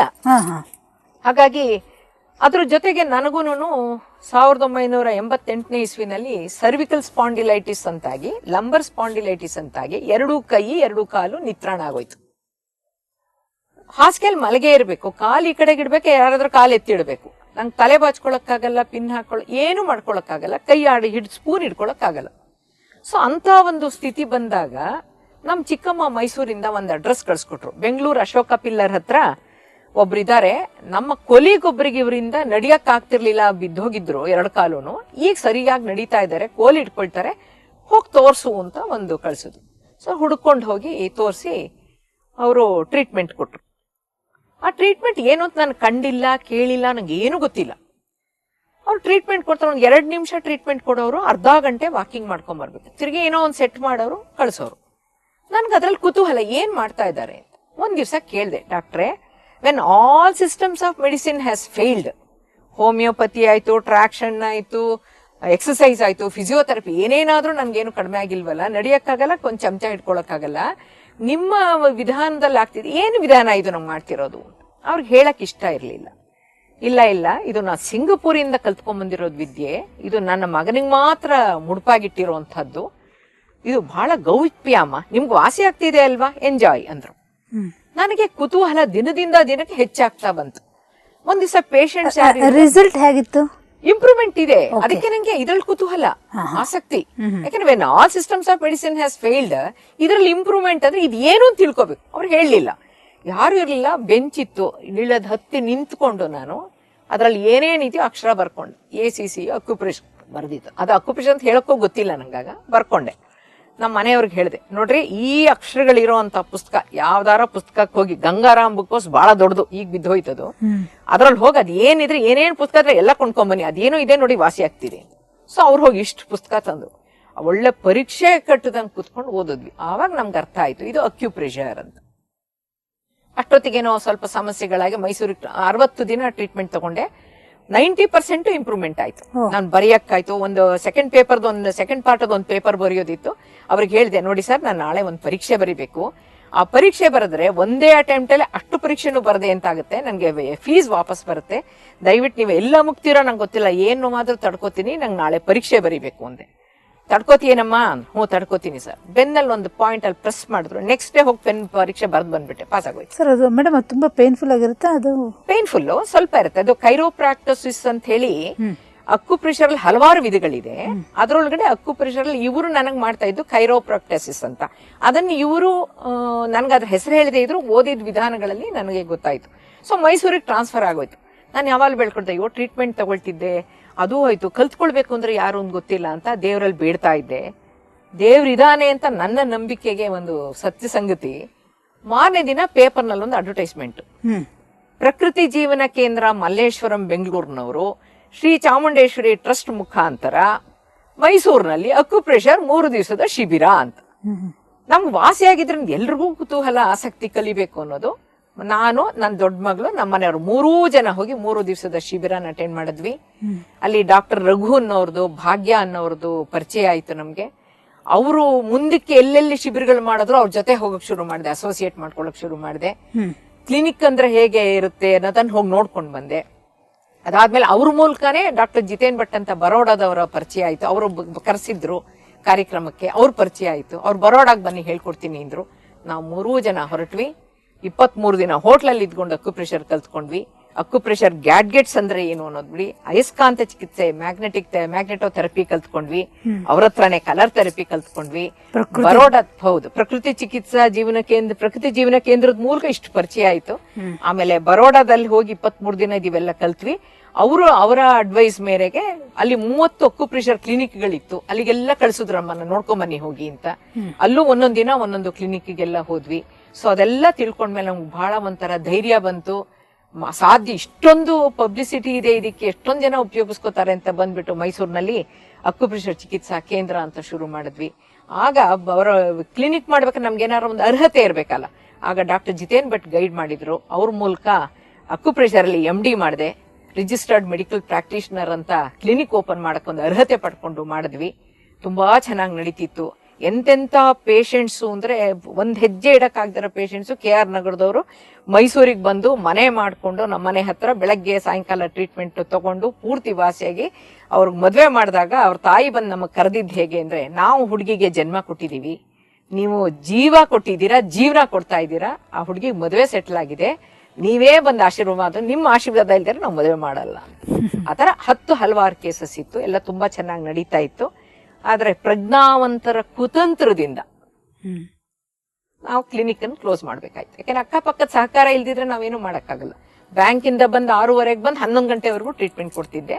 ಆ ಟೈಮ್ನಲ್ಲಿ ನಮ್ಮ ಮನೆಯವರು ಡಾಕ್ಟರ್ ಕೃಷ್ಣಮೂರ್ತಿ ಬರೋಡಾಗ ಹೋಗಿ ಬಾಡಿ ಬ್ಯಾಲೆನ್ಸಿಂಗ್ ಟೆಕ್ನಿಕ್ಸ್ ಅಂತ 6 ತಿಂಗಳದೊಂದು ಡಿಪ್ಲೊಮಾ ಮಾಡಿಕೊಂಡು, ಯಾವ ಸೊಂಟ ಉಳುಕ್ಲಿ, ಬೆನ್ನು ಉಳುಕ್ಲಿ, ಯಾವುದೇ ಬಾಡಿನಲ್ಲಿ ನೋವಿರಲಿ, ಏನೇ ಕಾಯಿಲೆ ಇರಲಿ, ಅದಕ್ಕೆ ಅಕ್ಯುಪ್ರೆಷರ್ ಚಿಕಿತ್ಸೆ ಏನು ಕೊಡಬೇಕು ಅಂದಿದ್ರಿಂದ ಇನ್ನೂ ಹೆಚ್ಚಿನ ಗಹನವಾದ ಡಿಸೀಸಸ್ ಇರುವಂಥವ್ರಿಗೂ ನಾವು ಟ್ರೀಟ್ ಮಾಡೋಕ್ಕಾಗ್ತಿತ್ತು. ಇವತ್ತಿಗೂ ನಾವು ಕ್ಲಿನಿಕ್ ಕ್ಲೋಸ್ ಮಾಡಿದ್ರು ಕೂಡ ನಮ್ಮ ಮನೆಯಲ್ಲಿ, ನಮ್ಮ ಕುಟುಂಬದಲ್ಲಿ, ಸ್ನೇಹಿತರಿಗೆ ಯಾರಿಗೇನೇ ತೊಂದರೆ ಇದೆ, ಬೆನ್ನು ನೋವು, ಸೊಂಟ ನೋವು, ಸಯಾಟಿಕಾ, ಕುತ್ತಿಗೆ ನೋವು, ಬೆರಳು ಇದಿಲ್ಲ, ಜುಮ್ ಅನ್ನತ್ತೆ ಏನೇ ಬಂದ್ರು ನಾವು ಕಲ್ತಿರೋ ಅಂತ ಔಷಧೇತರ ಚಿಕಿತ್ಸಾ ಪದ್ಧತಿಗಳನ್ನು ಜೊತೆಗೆ ರೇಖೆಯನ್ನು ನಾವು ಬಳಸ್ಕೊಂಡು ಇವತ್ತಿನವರೆಗೂ ನಾವು ಆರೋಗ್ಯವಾಗಿದ್ದೀವಿ. ತಾವು ವಿದ್ಯಾರ್ಥಿಗಳಲ್ಲಿ ಸರಳ ಅಧ್ಯಯನ ತಂತ್ರಗಳು ಅನ್ನುವಂಥ ಪುಸ್ತಕ ಬರಿತೀರಿ. ಮೊದಲು ಕನ್ನಡದಲ್ಲಿ ಬರಿತೀನಿ, ಆನಂತರ ಅದಕ್ಕೆ ಇಂಗ್ಲೀಷ್ನಲ್ಲಿ ಬಹಳಷ್ಟು ಡಿಮ್ಯಾಂಡ್ ಬರುತ್ತೆ, ಅದನ್ನು ತಾವು ಇಂಗ್ಲೀಷಿಗೆ ಬರಿತೀರಿ. ಅದ್ರ ಜೊತೆ ಕೈಲಾಸ ಮಾನಸರೋವರ ಯಾತ್ರಾ ಮತ್ತು ಪಿರಮಿಡ್ ಯಾತ್ರೆಗಳ ಒಂದು ಕಥನವನ್ನು ಸಹ ಬರೆದಿದ್ದೀರಿ. ಜೊತೆಗೆ ವಿಡಿಯೋ ಸಿಡಿಗಳಿಗೆ ತಾವು ಧ್ವನಿಯನ್ನು ನೀಡ್ತೀರಿ, ಆಧ್ಯಾತ್ಮಿಕ ಸಂಚಿಕೆಗಳನ್ನು ಹೊರತರ್ತೀರಿ, ಮತ್ತು ಪತ್ರಿಕೆಗಳಲ್ಲಿ, ಪತ್ರಿಕೆಗಳಲ್ಲಿ 100ಕ್ಕೂ ಹೆಚ್ಚು ಲೇಖನಗಳು ತಮ್ಮದು ಪ್ರಕಟ ಆಗಿದೆ. ಇದು ಏನಪ್ಪಾ ಅಂದ್ರೆ ನನಗೆ ಆಶ್ಚರ್ಯ ಅಂತರುವಂಥದ್ದು, ಬರಹಕ್ಕೂ ತಾವು ಹೋಗೊಡ್ತೀವಿ, ನಿರಂತರವಾಗಿ ಬರವಣಿಗೆಯೂ ಸಹ ತಮ್ಮಲ್ಲಿ ಇದೆ. ಈ ಕೈಲಾಸ ಮಾನಸರೋವರ ಯಾತ್ರಾ ಮತ್ತು ಪಿರಮಿಡ್ ಯಾತ್ರಾ ಇದ್ರ ಬಗ್ಗೆ ಒಂದಷ್ಟು ಹೇಳಿ ಮೇಡಮ್. ನಾನು 1997ನೇ ಇಸ್ವಿ ಏಪ್ರಿಲ್ 17ನೇ ತಾರೀಕು ಸುಮಾರು ಔಷಧೇತರ ಚಿಕಿತ್ಸಾ ಪದ್ಧತಿಗಳು ಕಲ್ತಾಗಿತ್ತು. ಸುಭಾಷ್ ಪತ್ರಿಗಳು ಅಂತ ಬರ್ತಾ ಇದ್ದಾರೆ ಆಂಧ್ರದಿಂದ, ಅಲ್ಲೊಂದು ಧ್ಯಾನ ಶಿಬಿರ ಇದೆ, ಅಟೆಂಡ್ ಮಾಡಿ. ಒಬ್ರು ಇನ್ಕಮ್ ಟ್ಯಾಕ್ಸ್ ಕಮಿಷನರ್ ನಮ್ಮ ಜೊತೆ ಕಾಸ್ಮಿಕ್ ಹೀಲಿಂಗ್ ಕಲ್ತಿದ್ದವ್ರು. ಅಯ್ಯೋ, ನಾವು ಕಲ್ತಿರೋದು ಎಷ್ಟೊಂದು ಕಲ್ತಾಗಿದೆ, ಇನ್ನು ಹೊಸದೇನು ಕಲ್ತ್ಕೊಳ್ಳೋದು, ಸಾಕು ನಂಗೆ. ಇಲ್ಲ, ನೀವು ಕಲ್ತ್ರೆ ಇಡೀ ಪ್ರಪಂಚಕ್ಕೆ ಕೊಡ್ತೀರಾ. ನೀವೇನು ಕಲ್ತಿರೋ ಅದನ್ನ ನಿಮ್ಗೆ ಇಟ್ಕೊಳ್ಳಲ್ಲ, 4 ಜನಕ್ಕೆ ಕೊಡ್ಬೇಕು ಅಂತ ಕೊಡ್ತೀರಾ. ಇದು ಇವ್ರ ಬಗ್ಗೆ ಬಹಳ ಬಂದಿದೆ ಪೇಪರಲ್ಲಿ, ಮ್ಯಾಗಝೈನ್ಸ್ ಅಲ್ಲಿ. ಆಂಧ್ರಕ್ಕೆ ನಾ ಹೋಗಿದ್ದಾಗ ಇವ್ರ ಬಗ್ಗೆ ಬಹಳ ಪ್ರಚಾರ ನೋಡಿದ್ದೆ. ಅವರೇ ಬರ್ತಾ ಇದ್ದಾರೆ, ಇಲ್ಲಿ ಬಂದಾಗ ನೀವು ಬರದೇ ಇರಬೇಡಿ, ಬನ್ನಿ ಅಂತ ಕರ್ಕೊಂಡು ಹೋದ್ರು. ಅಲ್ಲಿ ಹೋಗಿ ನಾನು 1 ದಿವಸದ ಶಿಬಿರ, 4 ಸಲ ಧ್ಯಾನಕ್ಕೆ ಕೂಡಿಸಿದ್ರು. ಮೊದಲನೇ ಸಲ ಧ್ಯಾನ ಕೂಡಿಸ್ಬಿಟ್ಟು ಅನುಭವಗಳು ಏನು ಅಂದರೆ ಏನು ಅಂತ ಗೊತ್ತಾಗ್ಲಿಲ್ಲ. ಅದಕ್ಕೆ ಮುಂಚೆ ನಾನು ಟ್ವಿನ್ ಹಾರ್ಟ್ ಮೆಡಿಟೇಷನ್ನು, ಅಲ್ಟ್ರಾವೈಲೆಟ್ ಮೆಡಿಟೇಷನ್ ಇವೆಲ್ಲ ಬಹಳಷ್ಟು ಕಲ್ತಿದ್ದೆ ನಾನು. ಇದು ಬರೀ ಉಸಿರು ನೋಡೋದು ಅಂತ ಹೇಳ್ತಾರಲ್ಲ, ಇಷ್ಟರೊಳಗಡೆ ಏನಿದು ಏನಾಗ್ಬಿಡತ್ತಾ ಅನ್ನೋ ಥರ ನನಗೂ ಮನಸ್ಸಲ್ಲಿತ್ತು, ಬೇರೆಯವ್ರಿಗಿರೋ ಹಾಗೆ. 2ನೇ ಸಲ ಧ್ಯಾನ ಬಹಳ ಚೆನ್ನಾಗಿ ಕೂಡ್ತು. 3ನೇ ಸಲಕ್ಕೆ ಒಳ್ಳೆ ಅಶರೀರವಾಣಿ, ದೇಹಾತೀತ ಅನುಭವಗಳಾಗೋಯ್ತು. ಅವ್ರು ಓಕೆ ಅಂತ ಹೇಳಿ ಎಲ್ಲರನ್ನ ಎಬ್ಸರು ನಂಗೆ ಹೇಳಕ್ಕಾಗ್ತಾ ಇಲ್ಲ, ಅಷ್ಟು ಒಳ್ಳೊಳ್ಳೆ ಅನುಭವ ಆಯ್ತು. ಆವಾಗ ಇದ್ರಲ್ಲಿ ಏನೋ ಒಂದು ವಿಶೇಷತೆ ಇದೆ ಅನ್ನೋದು ನನಗೆ ಅರ್ಥ ಆಯ್ತು. ಆಮೇಲೆ ಅವ್ರನ್ನ ಹೋಗಿ ನಾನು ಕೇಳಿದೆ, ನನ್ಗಾಗ್ಲೇ 4 ಆಪರೇಷನ್ ಆಗಿದೆ, 5ನೇ ಆಪರೇಷನ್ಗೆ ರೆಡಿ ಇದೆ, ಆದ್ರೆ ನಂಗೆ ಹೋಗಕ್ ಆಗ್ತಾ ಇಲ್ಲ, ನಂಗೆ ನೋವು ತಡ್ಕೊಳಕ್ಕಾಗಲ್ಲ, ನಿಮ್ ಧ್ಯಾನದಲ್ಲಿ ಕಾಯಿಲೆ ವಾಸಿ ಆಗುತ್ತೆ ಅಂತೀರಲ್ಲ, ಆಗುತ್ತಾ ಅಂತ ಕೇಳಿದೆ ಗುರುಗಳನ್ನೇ. ಗುರುಗಳು please go and meditate first ಅಂದ್ರು. ಟೀ ಬ್ರೇಕಲ್ಲಿ ತಿರುಗಿ ಹೋಗ್ಬಿಟ್ಟು, ಅಲ್ಲ ಸರ್, ದೈಹಿಕವಾಗಿ ಏನೋ ಆರ್ಗನ್ನೇ ತೆಗೆದುಹಾಕ್ಬೇಕು ಅಥವಾ ರಿಪೇರ್ ಮಾಡ್ಬೇಕು ಅನ್ನೋಂಥದ್ದು ನಿಮ್ ಧ್ಯಾನದಲ್ಲಿ ಸರಿ ಹೋಗುತ್ತಾ ಅಂದೆ. ಜೋರಾಗಿ ಕಿರ್ಚಿ ಹೇಳ್ಬಿಟ್ರು, ಫಸ್ಟ್ ನೀವು ಹೋಗಿ ಧ್ಯಾನ ಮಾಡಿ ಕೂತ್ಕೊಂಡು ಪ್ರಶ್ನೆ ಕೇಳೋದಲ್ಲ, ಫಸ್ಟ್ ಡೂ ಇಟ್ ಅಂದ್ರು. ಅಯ್ಯೋ, ಎಲ್ರ ಮುಂದೆ ನಂಗೆ ಎಷ್ಟು ಜೋರಾಗಿ ಹೇಳ್ಬಿಟ್ರು, ನಾನು ಮಾಡೇ ಬಿಡ್ತೀನಿ, ಆಗುತ್ತಾ, ನಾನು ನೋಡೇ ಬಿಡ್ತೀನಿ ಅಂತ. ಆವತ್ತೇ ಮನೆಗೆ ಬಂದವಳು ರಾತ್ರಿ ಊಟ ಮಾಡಲಿಲ್ಲ, ಧ್ಯಾನ ಕೂತ್ಕೊಂಡ್ಬಿಟ್ಟೆ. ಬ್ಯೂಟಿಫುಲ್ ಎಕ್ಸ್ಪೀರಿಯನ್ಸ್ ಆಯ್ತು. ಅವ್ರೇನ್ ಚಕ್ರಗಳಿರುತ್ತೆ, ಎನರ್ಜಿ ಅಂತ ಹೇಳ್ತಾರೋ, ನಂದೇ ಒಂದು ದೇಹ ನನ್ನ ಎದುರುಗಡೆ ಇತ್ತು, ಅಲ್ಲಿ ಆಗ್ತಾ ಇರೋದೆಲ್ಲ ಕಾಣಿಸ್ತು. ಆಗ ನಂಗೆ ನಾನು ಸ್ವಲ್ಪ ಏನೋ ಮೂವ್ ಮಾಡಿದ್ರೆ ಅದು ಮೂವ್ ಆದಂಗಾಯ್ತು. ಓ, ಏನೋ ಇದ್ರೊಳಗಡೆ ಎನರ್ಜಿ ಇದೆ. ಸುಳ್ಳು ಹೇಳಕ್ಕೆ, ಬುದ್ಧ ಜ್ಞಾನೋದಯನ ಪಡ್ಕೊಳ್ಳಕ್ಕೆ ಅಳವಡಿಸ್ಕೊಂಡಂತ ಧ್ಯಾನ ವಿಧಾನನೇ ಆನಾಪಾನಸತಿ. ಅದರದ ಮುಂದಿನ ಒಂದು ಹಂತದ ಧ್ಯಾನ ವಿಪಸ್ಸನ ಧ್ಯಾನ. ಸೊ ಸುಭಾಷ್ ಪತ್ರಿಗಳು ಹೇಳ್ತಾ ಇದ್ದದ್ದೆಲ್ಲ, ಅವರು ಆಧ್ಯಾತ್ಮಿಕ ಕಾನ್ಸೆಪ್ಟ್ಸ್ ಕೊಡ್ತಾ ಇದ್ದಿದ್ದು ಎಲ್ಲ ತುಂಬಾ ಚೆನ್ನಾಗಿತ್ತು. ಅದರಿಂದ ನಂಗೆ ಆಧ್ಯಾತ್ಮ ಸುಮಾರು ಹೊಸ ವಿಚಾರಗಳು ಗೊತ್ತಾಯ್ತು. ಅವರು ಕೈಲಾಸ ಮಾನಸರೋವರ ಯಾತ್ರೆಗೆ ಪ್ರತಿ ವರ್ಷ ಆಯೋಜಿಸ್ತಾ ಇದ್ರು. ಅವ್ರು ಆಯೋಜಿಸಿದಾಗ ನನ್ಗೆ ಹೋಗಕ್ಕೊಂದು ಅವಕಾಶಗಳು ಆಗ್ತಾ ಇರ್ಲಿಲ್ಲ, ಆದ್ರೆ ಹೋಗ್ಲೇಬೇಕು ಅಂತ ಅವ್ರು ಹೇಳಿದ್ರು. ನೀವು ಮನುಷ್ಯರಾಗಿದ್ದವರು, ನೀವೇನಾರ ಧ್ಯಾನಿಗಳು ಅಂತ ಆಗಿದ್ರೆ ನೀವು ನಿಜವಾದ ಧ್ಯಾನಿಗಳಾಗಿದ್ರೆ ಕೈಲಾಸ ಮಾನಸ ಸರೋವರಕ್ಕೆ ಹೋಗಿ ಧ್ಯಾನ ಮಾಡಬೇಕು. ಮನ್ಸಲ್ಲಿ ಕುಡ್ಕೊಂಡ್ಬಿಡ್ತು. ಸರಿ ಹೋಗಿ ಟೆಸ್ಟ್ ಮಾಡಿಸ್ದೆ ಎಲ್ಲ ಒಂದ್ಸಲ. ಅದಕ್ಕೆ ಪಾಸ್ಪೋರ್ಟ್ ಆಯ್ತು. ಹೆಲ್ತ್ ಚೆಕಪ್ಗೆ ಹೋದಾಗ 430 ಡಯಾಬಿಟೀಸು. ಯಾವಾಗ ಮೇಡಮ್ ಇದು? 2004. ಅಷ್ಟು ವರ್ಷಗಳ ಹಿಂದೆನೇ ಅಷ್ಟು ಶುಗರ್ ಇತ್ತು ತಮಗೆ? ಗೊತ್ತಾಗಿದೆ ಅವತ್ತು. ಕೈಲಾಸ ಮಾನಸ ಸರೋವರಕ್ಕೆ ಹೋಗಕ್ಕೆ ಮುಂಚೆ ಮೆಡಿಕಲ್ ಸರ್ಟಿಫಿಕೇಟ್ ಮಾಡಿಸಿ ಹೋಗ್ಬೋದು ಅಂತ ಲೆಟರ್ ತಗೋಬೇಕು. ಅದಕ್ಕೆ ಅಂತ ಚೆಕ್ ಮಾಡ್ಸೋಕ್ರೆ 430 ಶುಗರ್. ನಾ ಚೆನ್ನಾಗಿ ಧ್ಯಾನ ಮಾಡ್ತೀನಿ, ನನಗೆ ಯಾವುದೂ ಸಿಂಪ್ಟಮ್ಸೇ ಇಲ್ಲ, ಒಟ್ಟಲ್ಲಿ ಅಷ್ಟೊಂದು ಶುಗರ್. ಅವ್ರು ನೀವು ಹೋಗೋಕ್ಕಾಗಲ್ಲ, ಹೋಗಬೇಡಿ ಅಂದ್ಬಿಟ್ರು ಡಾಕ್ಟ್ರು. ಇದೇನಪ್ಪ ಹೀಗಾಯಿತು? ನಾನು ಹೇಳಿದೆ, ಇಲ್ಲ ನಾನು 65,000 ರೂಪಾಯಿ ಕೊಟ್ಟೆಲ್ಲ ಬುಕ್ ಮಾಡಿಬಿಟ್ಟಿದ್ದೀನಿ, ದಯವಿಟ್ಟು ಏನು ಔಷಧಿ ಕೊಡ್ತಿರೋ ಕೊಡಿ, ನಾನು ತೊಗೊಳ್ತೀನಿ, ನಂಗೆ ಹೋಗಲೇಬೇಕು ಅಂತ. ಸರಿ, ಪತ್ರಿ ಸರ್ಗೂ ತಿಳಿಸಿದ್ವಿ. ಅವ್ರಿಗೆ ಲಿಸ್ಟ್ ಹೋಯ್ತು ಯಾರ್ಯಾರು ಹೋಗ್ತಾರೆ. ಎಲ್ಲ 24 ಜನ ಧ್ಯಾನಿಗಳ ಗುಂಪೆ. ಸೊ ನೇಪಾಳಕ್ಕೆ ಹೋಗೋಕ್ಕೆ ಬೆಂಗಳೂರು ಏರ್ಪೋರ್ಟಿಗೆ ಸುಭಾಷ್ ಪತ್ರಿಗಳು ನಮ್ಮ ಗುರುಗಳು ಬಂದಿದ್ರು. ಅವ್ರನ್ನ ಕೇಳಿದ್ವಿ, ಈ ಥರ ನೀವು ಹೇಳ್ತಾ ಇದ್ರಿ ಯಾವಾಗ್ಲೂ ಈ ಥರ ಕೈಲಾಸ ಮಾನಸ ಸರೋವರಕ್ಕೆ ನಿಜವಾದ ಧ್ಯಾನಗಳಾದ್ರೂ ಹೋಗಲೇಬೇಕು ಅಂತ, ಅದಕ್ಕೆ ಹೋಗಕ್ಕೆ ಡಿಸೈಡೇ ಮಾಡಿಬಿಟ್ಟೆ ಅಂತ. ಏನು ಮಾಡಬೇಕು ಅಲ್ಲಿಗೆ ಅಂತ. ಬೆಟರ್ ಡೋಂಟ್ ಈಟ್ ಅಂದರು. ಅಲ್ಲಿ ಏನು ಮಾಡಬೇಕು ನಾವು ಧ್ಯಾನ ಅಂತಂದ್ರೆ ಈಟ್ ಲೆಸ್, ಬೆಟರ್ ಡೋಂಟ್ ಈಟ್ ಅಂದ್ರು. ಅದು ನನ್ನ ತಲೆಯಲ್ಲಿ ಕೂತ್ಕೊಂಡ್ಬಿಟ್ಟು ನೇಪಾಳ ತಲುಪಿ ನಾವು ಮಾನಸ ಸರೋವರ ಕಡೆಗೆ ಹೋಗ್ತಾ 6 ದಿನ ನಾನೇನು ತಿನ್ಲೇ ಇಲ್ಲ, ಒಂದು ಚೂರು ಏನು ತಿನ್ಲಿಲ್ಲ. ಬೆಟರ್ ಡೋಂಟ್ ಈಟ್ ಅಂದ್ರಲ್ವಾ, ಗುರುಗಳು ಹೇಳಿದ್ಮೇಲೆ ಅದ್ರಲ್ಲಿ ಏನೋ ಅರ್ಥ ಇರುತ್ತೆ ಅಷ್ಟೇ. ತಿನ್ಲಿಲ್ಲ. ನಮ್ಮ ಮನೆಯವ್ರು ಮಾತ್ರ ಎಲೆಕ್ಟ್ರಾಲು ಅಂತದೆಲ್ಲ ತಗೊಂಡು ನನಗೆ ನೀರಲ್ಲಿ ಹಾಕಿ ಇದು ಹಾಕಿ ಕುಡಿಸಿದ್ರೆ ಅದಾಗೋಯ್ತು. ಮಾರನೇ ದಿನ ಮಾನಸ ಸರೋವರದಲ್ಲಿ ಸ್ನಾನ ಮಾಡೋದು, ಬಟ್ಟೆ ಹಾಕೊಂಡು ಕೈಗೆ ಜೋಡಿಸಿ ಕೂತ್ಕೊಂಡು ಧ್ಯಾನಕ್ಕೆ ಕೂತ್ರೆ ಮುಗ್ದೋಯ್ತು. ಏನು ಒಳ್ಳೆ ಥರ್ಡ್ ಐ ಓಪನ್ ಆಗೋಯ್ತು ನನಗೆ. ಪರಿಕ್ರಮ ಹೋಗಕ್ಕಾಗ್ಲಿಲ್ಲ. ಆದ್ರೆ ಧ್ಯಾನದಲ್ಲಿ ಕೂತ್ಕೊಂಡು ಇವರೆಲ್ಲ ಏನು ಪರಿಕ್ರಮ ಮಾಡ್ಕೊಬಂದ್ರು ಅಷ್ಟು ನಾನು ನೋಡ್ಕೊಂಡು ಬಂದಾಗಿತ್ತು. ನಮ್ಮ ಮನೆಯವ್ರಿಗೆ ನನ್ನನ್ನು ನೋಡ್ಕೊಳ್ಳೋಕ್ಕೋಸ್ಕರ ನಮ್ಮ ಗ್ರೂಪ್ ಲೀಡರ್ ಕಳಿಸ್ಲಿಲ್ಲ ಪರಿಕ್ರಮಕ್ಕೆ. ಅವರು ಇದು ಆಹಾರ ತಗೊಂಡಿಲ್ಲ, ನಾವು ಕಳ್ಸಲ್ಲ ಅಂದ್ಬಿಟ್ರು.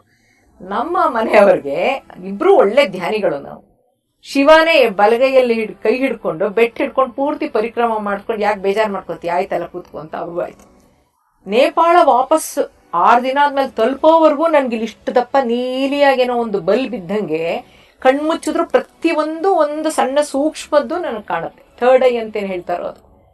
ಆ ಥರದ ಒಂದು ಒಳ್ಳೆ ಅನುಭವ ಆಯಿತು. ಹಾಗಾಗಿ ಅಲ್ಲಿಂದ ಬಂದ ಮೇಲೆ ನಾನು ಹೋಗಿ ಮಾನಸ ಸರೋವರದ ತೀರ್ಥ ಅಂತ ಶಿವಮೊಗ್ಗದ ನಾವಿಕಾ ಶ್ರೀನಿವಾಸನ್ ಪ್ರಧಾನ ಸಂಪಾದಕರಾಗಿದ್ರು. ಅವ್ರಿಗೆ ಹೇಳಿದೆ, ಸರ್ ತೀರ್ಥ ತಂದೆ, ನಿಮ್ಮ ತೀರ್ಥ ನನಗೆ ಬೇಕು, ಆದರೆ ಹೋಗಿ ಬಂದವರು ನೀವು ಒಳ್ಳೆ ವಾಂಗ್ಮಿ, ಏನು ಚೆನ್ನಾಗಿ ಮಾತಾಡ್ತೀರಾ ನೀವು, ದಯವಿಟ್ಟು ಫಸ್ಟ್ ನೀವು ಯಾತ್ರಾ ಕಥನ ಬರೀರಿ, 10 ಜನಕ್ಕೆ ಅದರದ್ದು ಗೊತ್ತಾಗ್ಲಿ ಏನು ಅಂತ. ಹಾಗಾಗಿ ನಾವು ಸುಭಾಷ್ ಪತ್ರಿಗಳಿಂದ ಹೆಚ್ಚು ಆಧ್ಯಾತ್ಮ ಅಥವಾ ಅನುಭವ ಪಡ್ಕೊಳ್ಳಕ್ ಸಾಧ್ಯ ಆಗಿದೆ. ಯಾಕೆ ಅಂದ್ರೆ ಇಡೀ ಕರ್ನಾಟಕದಲ್ಲಿ ಅವರು ತೆಲುಗು ಮತ್ತೆ ಇಂಗ್ಲಿಷ್ ಮಾತ್ರ ಬರ್ತಿತ್ತು ಉಪನ್ಯಾಸ ಕೊಡೋರು. ನಾನ್ ಪಕ್ಕದಲ್ಲಿ ಕೂತ್ಕೊಂಡು ಅವ್ರು ಏನ್ ಇಂಗ್ಲಿಷಲ್ಲಿ ಮಾತಾಡ್ತಾರೋ ಅದಕ್ಕೆ ನಾನು ಕನ್ನಡಕ್ಕೆ ಆ ಕ್ಷಣನೇ ಒಂದೊಂದು ವಾಕ್ಯ ಒಂದೊಂದು ಪ್ಯಾರ ಆದ ತಕ್ಷಣ ತರ್ಜುಮೆ ಮಾಡಕ್ ಹೋಗ್ತಿದ್ದೆ. ಹಾಗಾಗಿ ನನಗೆ ಗುರುಗಳು ನೀ ಬೆಟರ್ ಡೋಂಟ್ ಈಟ್ ಅಂತ ಹೇಳಿದ್ರೆ ನನಗೆ ಉದ್ದೇಶಪೂರ್ವಕವಾಗಿ ಹೇಳಿದ್ದಾರೆ ಅಂತ ನಾನು ಬಿಟ್ಟೆ, ನಂಗೆ ಬೇಕಾಗ್ಲೂ ಇಲ್ಲ. ಅದರಿಂದ ನನ್ನ ಥರ್ಡ್ ಐ ಓಪನ್ ಆಯ್ತು. ಪ್ರವಾಸ ಕಥನ ಪರಿಕ್ರಮ ಮಾಡದೇ ಇದ್ರೂ ಅನುಭವ ಆಯ್ತು. ಇದು ಬರ್ದೆ ಮತ್ತೆ ಎಲ್ಲ ಕರೆಕ್ಟ್ ಆಗಿ ಟೂರಿಗೆ ಕರ್ಕೊಂಡು ಹೋಗೋರು ಎಲ್ಲ ಇನ್ಫಾರ್ಮೇಶನ್ ಕೊಟ್ಟಿರಲ್ಲ. ಹಾಗಾಗಿ ಡಯಮಾಕ್ಸ್ ಅಂತ ಒಂದು ಮಾತ್ರೆ ಇರುತ್ತೆ. ಆ ಮಾತ್ರೆ ತಗೊಂಡ್ರೆ ತಲೆನಲ್ಲಿ ಒತ್ತಡ ಆಗಲ್ಲ. ಈ ಆಲ್ಟಿಟ್ಯೂಡ್ ಸಿಕ್ನೆಸ್ ಅಂತ ಏನ್ ಬರೋದಾಗಲ್ಲ, ಅದನ್ನ ನಮ್ಗೆ ಗೈಡೆನ್ಸ್ ಕೊಟ್ಟಿರ್ಲಿಲ್ಲ. ಸೊ ನಾವು ಏರೋಪ್ಲೇನ್ ಅಲ್ಲಿ ವಾಪಸ್ ಬರ್ತಾ ಅಲ್ಲಿ ಬುಕ್ಲೆಟ್ ಓದಾಗ ಗೊತ್ತಾಯ್ತು. ಸೊ ಅದನ್ನ ನಾನು ನನ್ನ ಯಾತ್ರಾ ಕಥನದಲ್ಲಿ ಪುಸ್ತಕದಲ್ಲಿ ಬರೆದು ಈ ತರ ದಿನಕ್ಕೊಂದು ತಗೊಳ್ಳಿ, ಹೈಯರ್ ಆಲ್ಟಿಟ್ಯೂಡ್ಗೆ ಮತ್ತೆ ಅಕ್ಲಮಟೈಸೇಷನ್ಗೆ ಹೆಲ್ಪ್ ಆಗುತ್ತೆ ಅಂತ ಹೇಳಿ ಮಾಡಿದ್ರಿಂದ ತುಂಬಾ ಜನ ಇವತ್ತಿಗೂ ಆ ಪುಸ್ತಕಗಳು ತಗೊಂಡು ಹೋಗ್ತಾರೆ. ಆಮೇಲೆ ಒಂದು ಸಿಡಿ ನಾವೆಲ್ಲ ನೋಡ್ಕೊಂಡ್ ಬಂದಿದ್ದ ನಾವು ಸಿಡಿ ಯಾಕೆ ತರಬಾರ್ದು ಅಂತ ಕೇಳಿದ್ರು. ಸೊ ನಾವು ಸಿಡಿ ಕೊಟ್ಟು ಆ ಸಿಡಿಗೆ ಧ್ವನಿನೂ ನಾನೇ ಕೊಟ್ಟೆ. ಅದಾದ್ಮೇಲೆ ಉಚಿತವಾಗಿ ಕುವೆಂಪು ರಂಗಮಂದಿರದಲ್ಲಿ ಇಡೀ ಶಿವಮೊಗ್ಗ ನೋಡೋದಕ್ಕೆ ಅವಕಾಶ ಮಾಡಿ ಇದು ವಿಡಿಯೋ ಪ್ಲೇಯರ್ ತಗೊಂಬಂದ್ ಹಾಕಿ ಅದು ಕೊಟ್ಟೆ. ಹಂಗಾಗಿ ನನಗೆ ಏನೇನ್ ಸಿಗುತ್ತೋ ಸಮಾಜಕ್ಕೆ ಅದನ್ನ ನಾನು ವಾಪಸ್ ಕೊಡ್ಬೇಕು, ನನಗೇನ್ ಅನುಭವ ಸಿಗುತ್ತೋ ಅದನ್ನ ಕೊಡ್ಬೇಕು. ಸುಭಾಷ್ ಪತ್ರಿಗಳ ಜೊತೆ ಅವರ ಧ್ಯಾನ 97 ಅಲ್ಲಿ ಕಲ್ತ ಮೇಲೆ ನನಗೆ ಮೈಗ್ರೇನ್ ಹೆಡ್ಡೇಕ್ ಇತ್ತು. ಕೊನಾರಿಲ್ ಅನ್ನೋದು ಡಾರ್ಟ್ ಅನ್ನೋದು 4 ಮಾತ್ರೆ ತಗೋತಾ ಇದ್ದವಳು ಈ ಆನಾಪಾನಸತಿ ಧ್ಯಾನ ಮಾಡಕ್ ಶುರು ಮಾಡದ್ಮೇಲೆ 1 ವರ್ಷದಲ್ಲಿ ಹೋಗಿರೋ ತಲೆನೋವು ಇವತ್ತಿನವರೆಗೂ 20 ವರ್ಷ ಆದ್ರೂ ನಂಗೆ ತಲೆನೋವಿಲ್ಲ.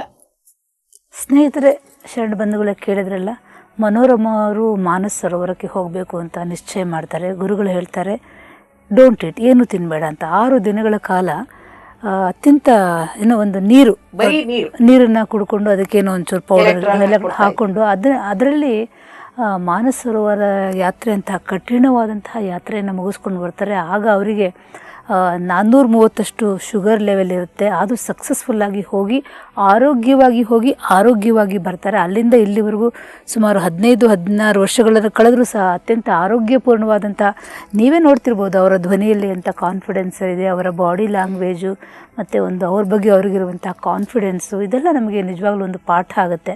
ಆ ಕಾರಣಕ್ಕಾಗಿ ನಾವು ಸಾಧಕರ ಜೊತೆಯಲ್ಲಿ ಈ ಕಾರ್ಯಕ್ರಮದಲ್ಲಿ ಅವರನ್ನು ಅತಿಥಿಗಳಾಗಿ ಕರೀಬೇಕು ಅಂತ ನನ್ನ ಮನಸ್ಸಿಗೆ ಬಹಳಷ್ಟು ದಿನಗಳಿಂದ ಇತ್ತು. ಮೇಡಮ್ ಅವರು ಇದ್ರ ಜೊತೆಯಾಗಿ ತಾವು ಅಖಿಲ ಭಾರತ ಪಿರಮಿಡ್ ಆಧ್ಯಾತ್ಮಿಕ ಸಂಸ್ಥೆಯಲ್ಲೂ ಸಹ ಕೆಲಸ ಮಾಡ್ತೀರಾ. ಪಿರಮಿಡ್ ಅನ್ನೋಂಥದ್ದು ನಮಗೀಗಲೂ ಒಂದು ಆಶ್ಚರ್ಯನೇ. ಈಗಲೂ ಯಾವುದೋ ಈಜಿಪ್ಟ್ನಲ್ಲಿ ಪಿರಮಿಡ್ನಲ್ಲಿ ಮಮ್ಮಿ ಇತ್ತು, ಅದು ಪಿರಮಿಡ್ ಶೇಪ್ನಲ್ಲಿ ಇತ್ತು. ಅದರಲ್ಲಿದ್ದಂತಹ ಆಗಿನ ಕಾಲದ ರಾಣಿಯರ ದೇಹಗಳು, ಅವರು ಉಪಯೋಗಿಸ್ತಿದ್ದಂತಹ ಒಡವೆಗಳು ಈಗಲೂ ಸಾವಿರ ವರ್ಷಗಳಾದರೂ ಏನೂ ಆಗದೆ ಚೆನ್ನಾಗಿದೆ ಆ ದೇಹದ ಸ್ಥಿತಿ. ಇದೆಲ್ಲ ಈಗಲೂ ಯಾರೂ ನಂಬ್ತಾನೇ ಇಲ್ಲ. ನಮಗಂತೂ ಸೈನ್ಸ್ ಲ್ಯಾಬೊರೇಟ್ರಿಗೆ ತಂದು ಅದನ್ನು ಎಕ್ಸ್ಪೆರಿಮೆಂಟ್ ಮಾಡಿ ತೋರಿಸಿದ್ರು ನಮಗೆ ಈಗಲೂ ಒಂದು ಎಲ್ಲೋ ಮನಸ್ಸಿನ ಮೂಲೆಯಲ್ಲಿ ಸಂದೇಹ ಇದೆ. ಅಂಥದ್ದಕ್ಕೆ ಇದಕ್ಕೆಲ್ಲ ಸಾಧ್ಯವಾದದ್ದು ಈ ಪಿರಮಿಡ್ ಅನ್ನುವಂಥ ಒಂದು ಅದ್ಭುತವಾದಂತಹ ಏನೋ ಒಂದು ದೇವರು ಕೊಟ್ಟ ವರನೋ ಏನೋ ಒಂದು ಕರೆಯೋಣ. ಅದ್ರ ಬಗ್ಗೆ ತಾವು ವಿಶೇಷವಾಗಿ ತಿಳ್ಕೊಳ್ಳೋಕ್ಕೆ ಹೋಗ್ತೀರಿ. ಅದ್ರ ಬಗ್ಗೆ ತುಂಬ ಸಂಕ್ಷಿಪ್ತವಾಗಿ ಒಂದೆರಡು ಮಾತುಗಳನ್ನು ಹೇಳಿ ಮೇಡಮ್. ಪಿರಮಿಡ್ ಆಧ್ಯಾತ್ಮಿಕ ಸಂಸ್ಥೆ ಅಂತ ಹೇಳ್ಬಿಟ್ಟು ಪಿರಮಿಡ್ ಸೊಸೈಟೀಸ್ ಆಫ್ ಇಂಡಿಯಾ ಅಂತ ಸುಭಾಷ್ ಪತ್ರಿಗಳವರೇ ಕಟ್ಟಿರುವಂತಹ ಒಂದು ಸಂಸ್ಥೆ. ಅವ್ರಿಗೆ 72 ವರ್ಷ. ಇವತ್ತಿಗೂ ಪ್ರತಿ ಒಂದು ಜಾಗಕ್ಕೂ ಉಚಿತವಾಗಿ ಹೋಗಿ ಧ್ಯಾನ ಹೇಳ್ಕೊಂಡು ಬರ್ತಾರೆ. ನಾನು 1997ನೇ ಇಸ್ವಿಲಿ ಅವ್ರದ್ದು 1 ದಿನದ ಕಾರ್ಯಕ್ರಮ ಅಟೆಂಡ್ ಮಾಡಿದ್ಮೇಲೆ, ಅವ್ರ ಬಗ್ಗೆ ತಿಳ್ಕೊಂಡ್ಮೇಲೆ ನಾನು ಸಮಾಜಕ್ಕೆ ಏನಾರು ಕೊಡಬೇಕು ಅಂತ ಹೇಳಿ ಆವತ್ತು ನಿರ್ಧಾರ ಅಥವಾ ಪಣ ತೊಟ್ಟು ಆವತ್ತು ಧ್ಯಾನದಲ್ಲಿ ತೊಡಗಿದ್ದಕ್ಕೆ ಇವತ್ತಿನವರೆಗೂ ಪ್ರತಿನಿತ್ಯ ಧ್ಯಾನ ಮಾಡ್ತೀನಿ. ನನಗೆ ಉಪಯೋಗಗಳು ಬಂದಿದೆ. ಯಾಕೆಂದ್ರೆ ಅವ್ರ ಆಪರೇಷನ್ ತಪ್ಪಿಸಕ್ಕಾಗತ್ತಾ ಅಂತ ಕೇಳಿಕ್ಕೆ ಮಾಡೋಗೋ ಧ್ಯಾನ ಅಂತ ಸಿಡಿಕ್ಬಿಟ್ಟಿದ್ದಕ್ಕೆ ಇವ್ರು ಇಷ್ಟು ಹೊರಟಾಗಿ ಹೇಳ್ತಾರೆ ಅಂದ್ರೆ ಇದರಲ್ಲಿ ಏನೋ ಇದೆ ಅನ್ನೋದಕ್ಕೆ ಸಂಪೂರ್ಣವಾಗಿ ನನ್ನನ್ನು ನಾನು ಧ್ಯಾನದಲ್ಲಿ ತೊಡಗಿಸ್ಕೊಂಡೆ. ಸೊ ಪಿರಮಿಡ್ ಆಧ್ಯಾತ್ಮಿಕ ಸಂಸ್ಥೆ ಅಂತಿದ್ರೆ ಪಿರಮಿಡ್ ಅನ್ನ ಬಳಸಿ ಧ್ಯಾನಕ್ಕೆ ಬಳಸುವಂತಹದ್ದು, ಆರೋಗ್ಯಕ್ಕೆ ಪಿರಮಿಡ್ ಅನ್ನ ಬಳಸುವಂತ ಈ ತರದ್ದು ಒಂದು ಕಾನ್ಸೆಪ್ಟ್ ನನಗೆ ಹೊಸ ಕಾನ್ಸೆಪ್ಟ್ ಆಗಿತ್ತು. ನಾವು ಪಿರಮಿಡ್ ಆ ಸ್ಟ್ರಕ್ಚರ್ ಏನಿದೆ ಅದನ್ನ ಕಾಸ್ಮಿಕ್ ಸ್ಟ್ರಕ್ಚರ್ ಅಂತ ಕೂಡ ಹೇಳ್ತಾರೆ. ಹಾಗಾಗಿ ಅದನ್ನ ಬಳಸಕ್ಕೆ ಶುರು ಮಾಡಿದ್ವಿ, ಅದನ್ನ ಹಾಕೊಂಡು ಧ್ಯಾನ ಮಾಡಕ್ ಶುರು ಮಾಡಿದ್ವಿ. ನಮ್ಮನೇಲೂ ದೊಡ್ಡದು 2 ಪಿರಮಿಡ್ ಇದೆ. ಸೊ ಇದನ್ನೆಲ್ಲ ಬಳಸಿ ನನಗೆ ಆರೋಗ್ಯಕ್ಕೆ ಬರಕ್ ಶುರುವಾಯಿತು. ಸೊ ನನಗೆ ಎಷ್ಟು ಇದಾಯ್ತು ಅಂದ್ರೆ ಈ ಧ್ಯಾನ, ಏಕಾಗ್ರತೆ, ಧ್ಯಾನ, ವಿದ್ಯಾಭ್ಯಾಸ, ಧ್ಯಾನ, ನಡವಳಿಕೆ, ಧ್ಯಾನ, ಈ ತರ ಪ್ರತಿಯೊಂದನ್ನು ಧ್ಯಾನದ ಮೂಲಕ ತರಬಹುದು ಅನ್ನೋ ಒಂದು ಕಾನ್ಸೆಪ್ಟ್ ಆದ್ರಿಂದ ನಾನು ಎಲ್ಲಾ ಶಾಲೆಗಳಿಗೂ ನಾನೇ ಹೋಗಿ ಈ ತರ ನೋಡಿ ಏಕಾಗ್ರತೆ ಹೆಚ್ಚುತ್ತೆ, ಮಕ್ಕಳಿಗೆ ನಡವಳಿಕೆ ಚೆನ್ನಾಗಿರುತ್ತೆ, ನಿಮ್ ಶಾಲೆ ಕೀರ್ತಿ ತರ್ತಾರೆ ಮಕ್ಕಳು ಅಂತ ಹೋಗೋದು.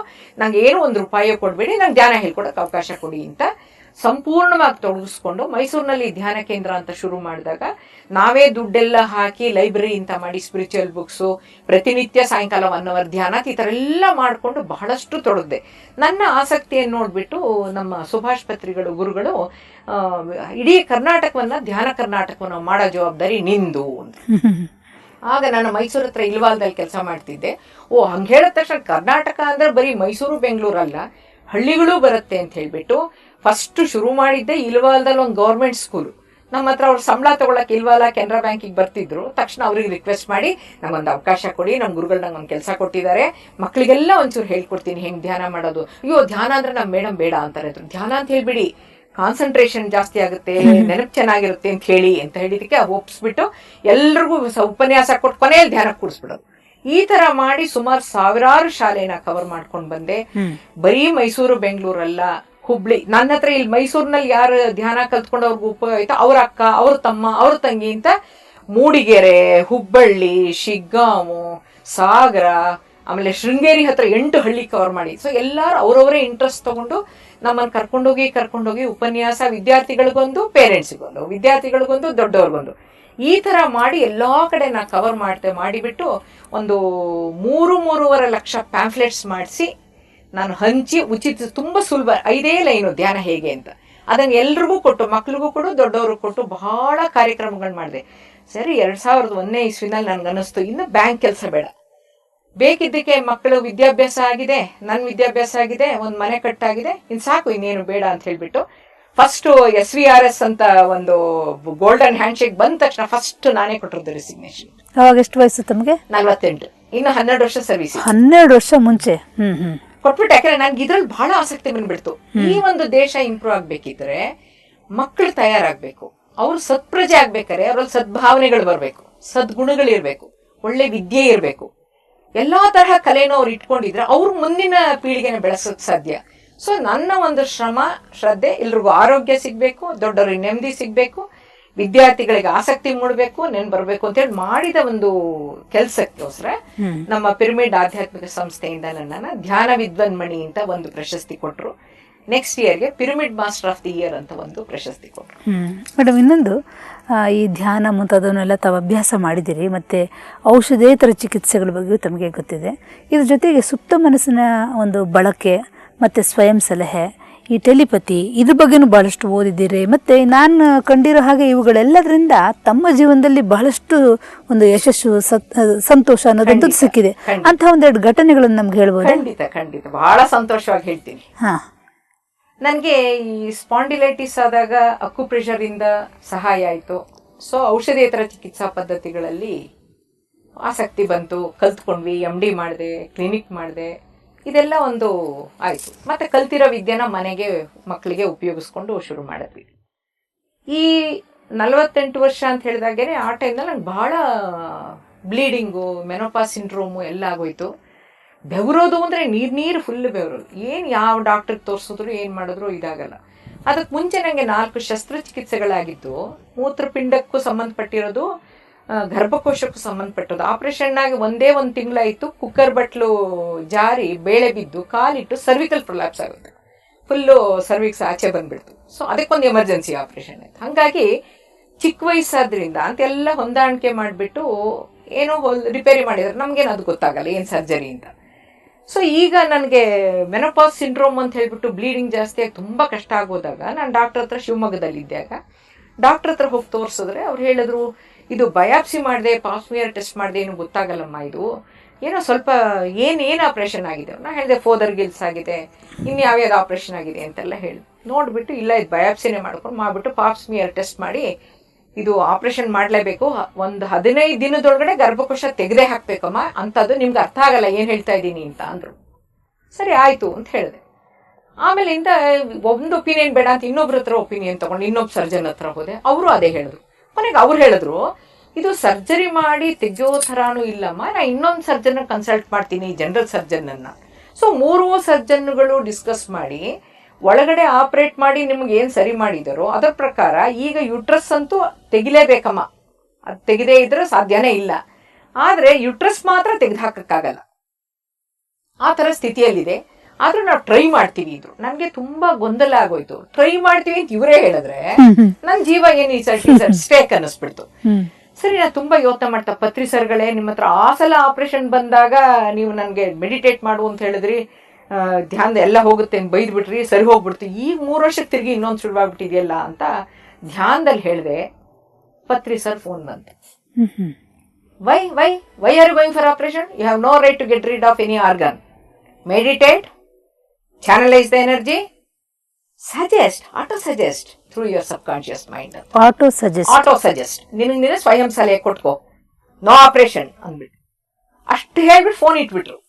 ನಾನು ಅವ್ರಿಗೇನು ತಿಳಿಸಿಲ್ಲ, ಅವರೇ ನಾನು ಧ್ಯಾನದಲ್ಲಿ ನಾನು ಪತ್ರಿ ಸರಿ ಕೇಳಿದಕ್ಕೆ ಅವರಿಂದನೇ ಫೋನ್ ಬಂತು. ಸ್ನೇಹಿತರೆ, ಇಲ್ಲಿ ನಾನು ಇವ್ರನ್ನ ಇಂಟರಪ್ಟ್ ಮಾಡ್ತೀನಿ. ನಿಮ್ಗೆಲ್ಲರಿಗೂ ಆಶ್ಚರ್ಯ ಆಗ್ತಿರ್ಬೋದು, ನಾವೇನಾದ್ರು ಮೇಡಮ್ ಅವ್ರು ಕೂತ್ಕೊಂಡು ಏನೋ ಒಂದು ಸುಳ್ಳಿನ ಕತೆ ಹೇಳ್ತಾ ಇದ್ದಾರೆ ಅಂತ. ಇಲ್ಲ, ಹಾಗೆಲ್ಲ ಇಲ್ಲ. ನೇರವಾಗಿ ಇಂಥ ಘಟನೆಗಳನ್ನು ಅವರು ಜೀವನದಲ್ಲಿ ನೋಡಿದ್ದಾರೆ, ನಾನು ಅದನ್ನು ಕೇಳಿದ್ದೀನಿ.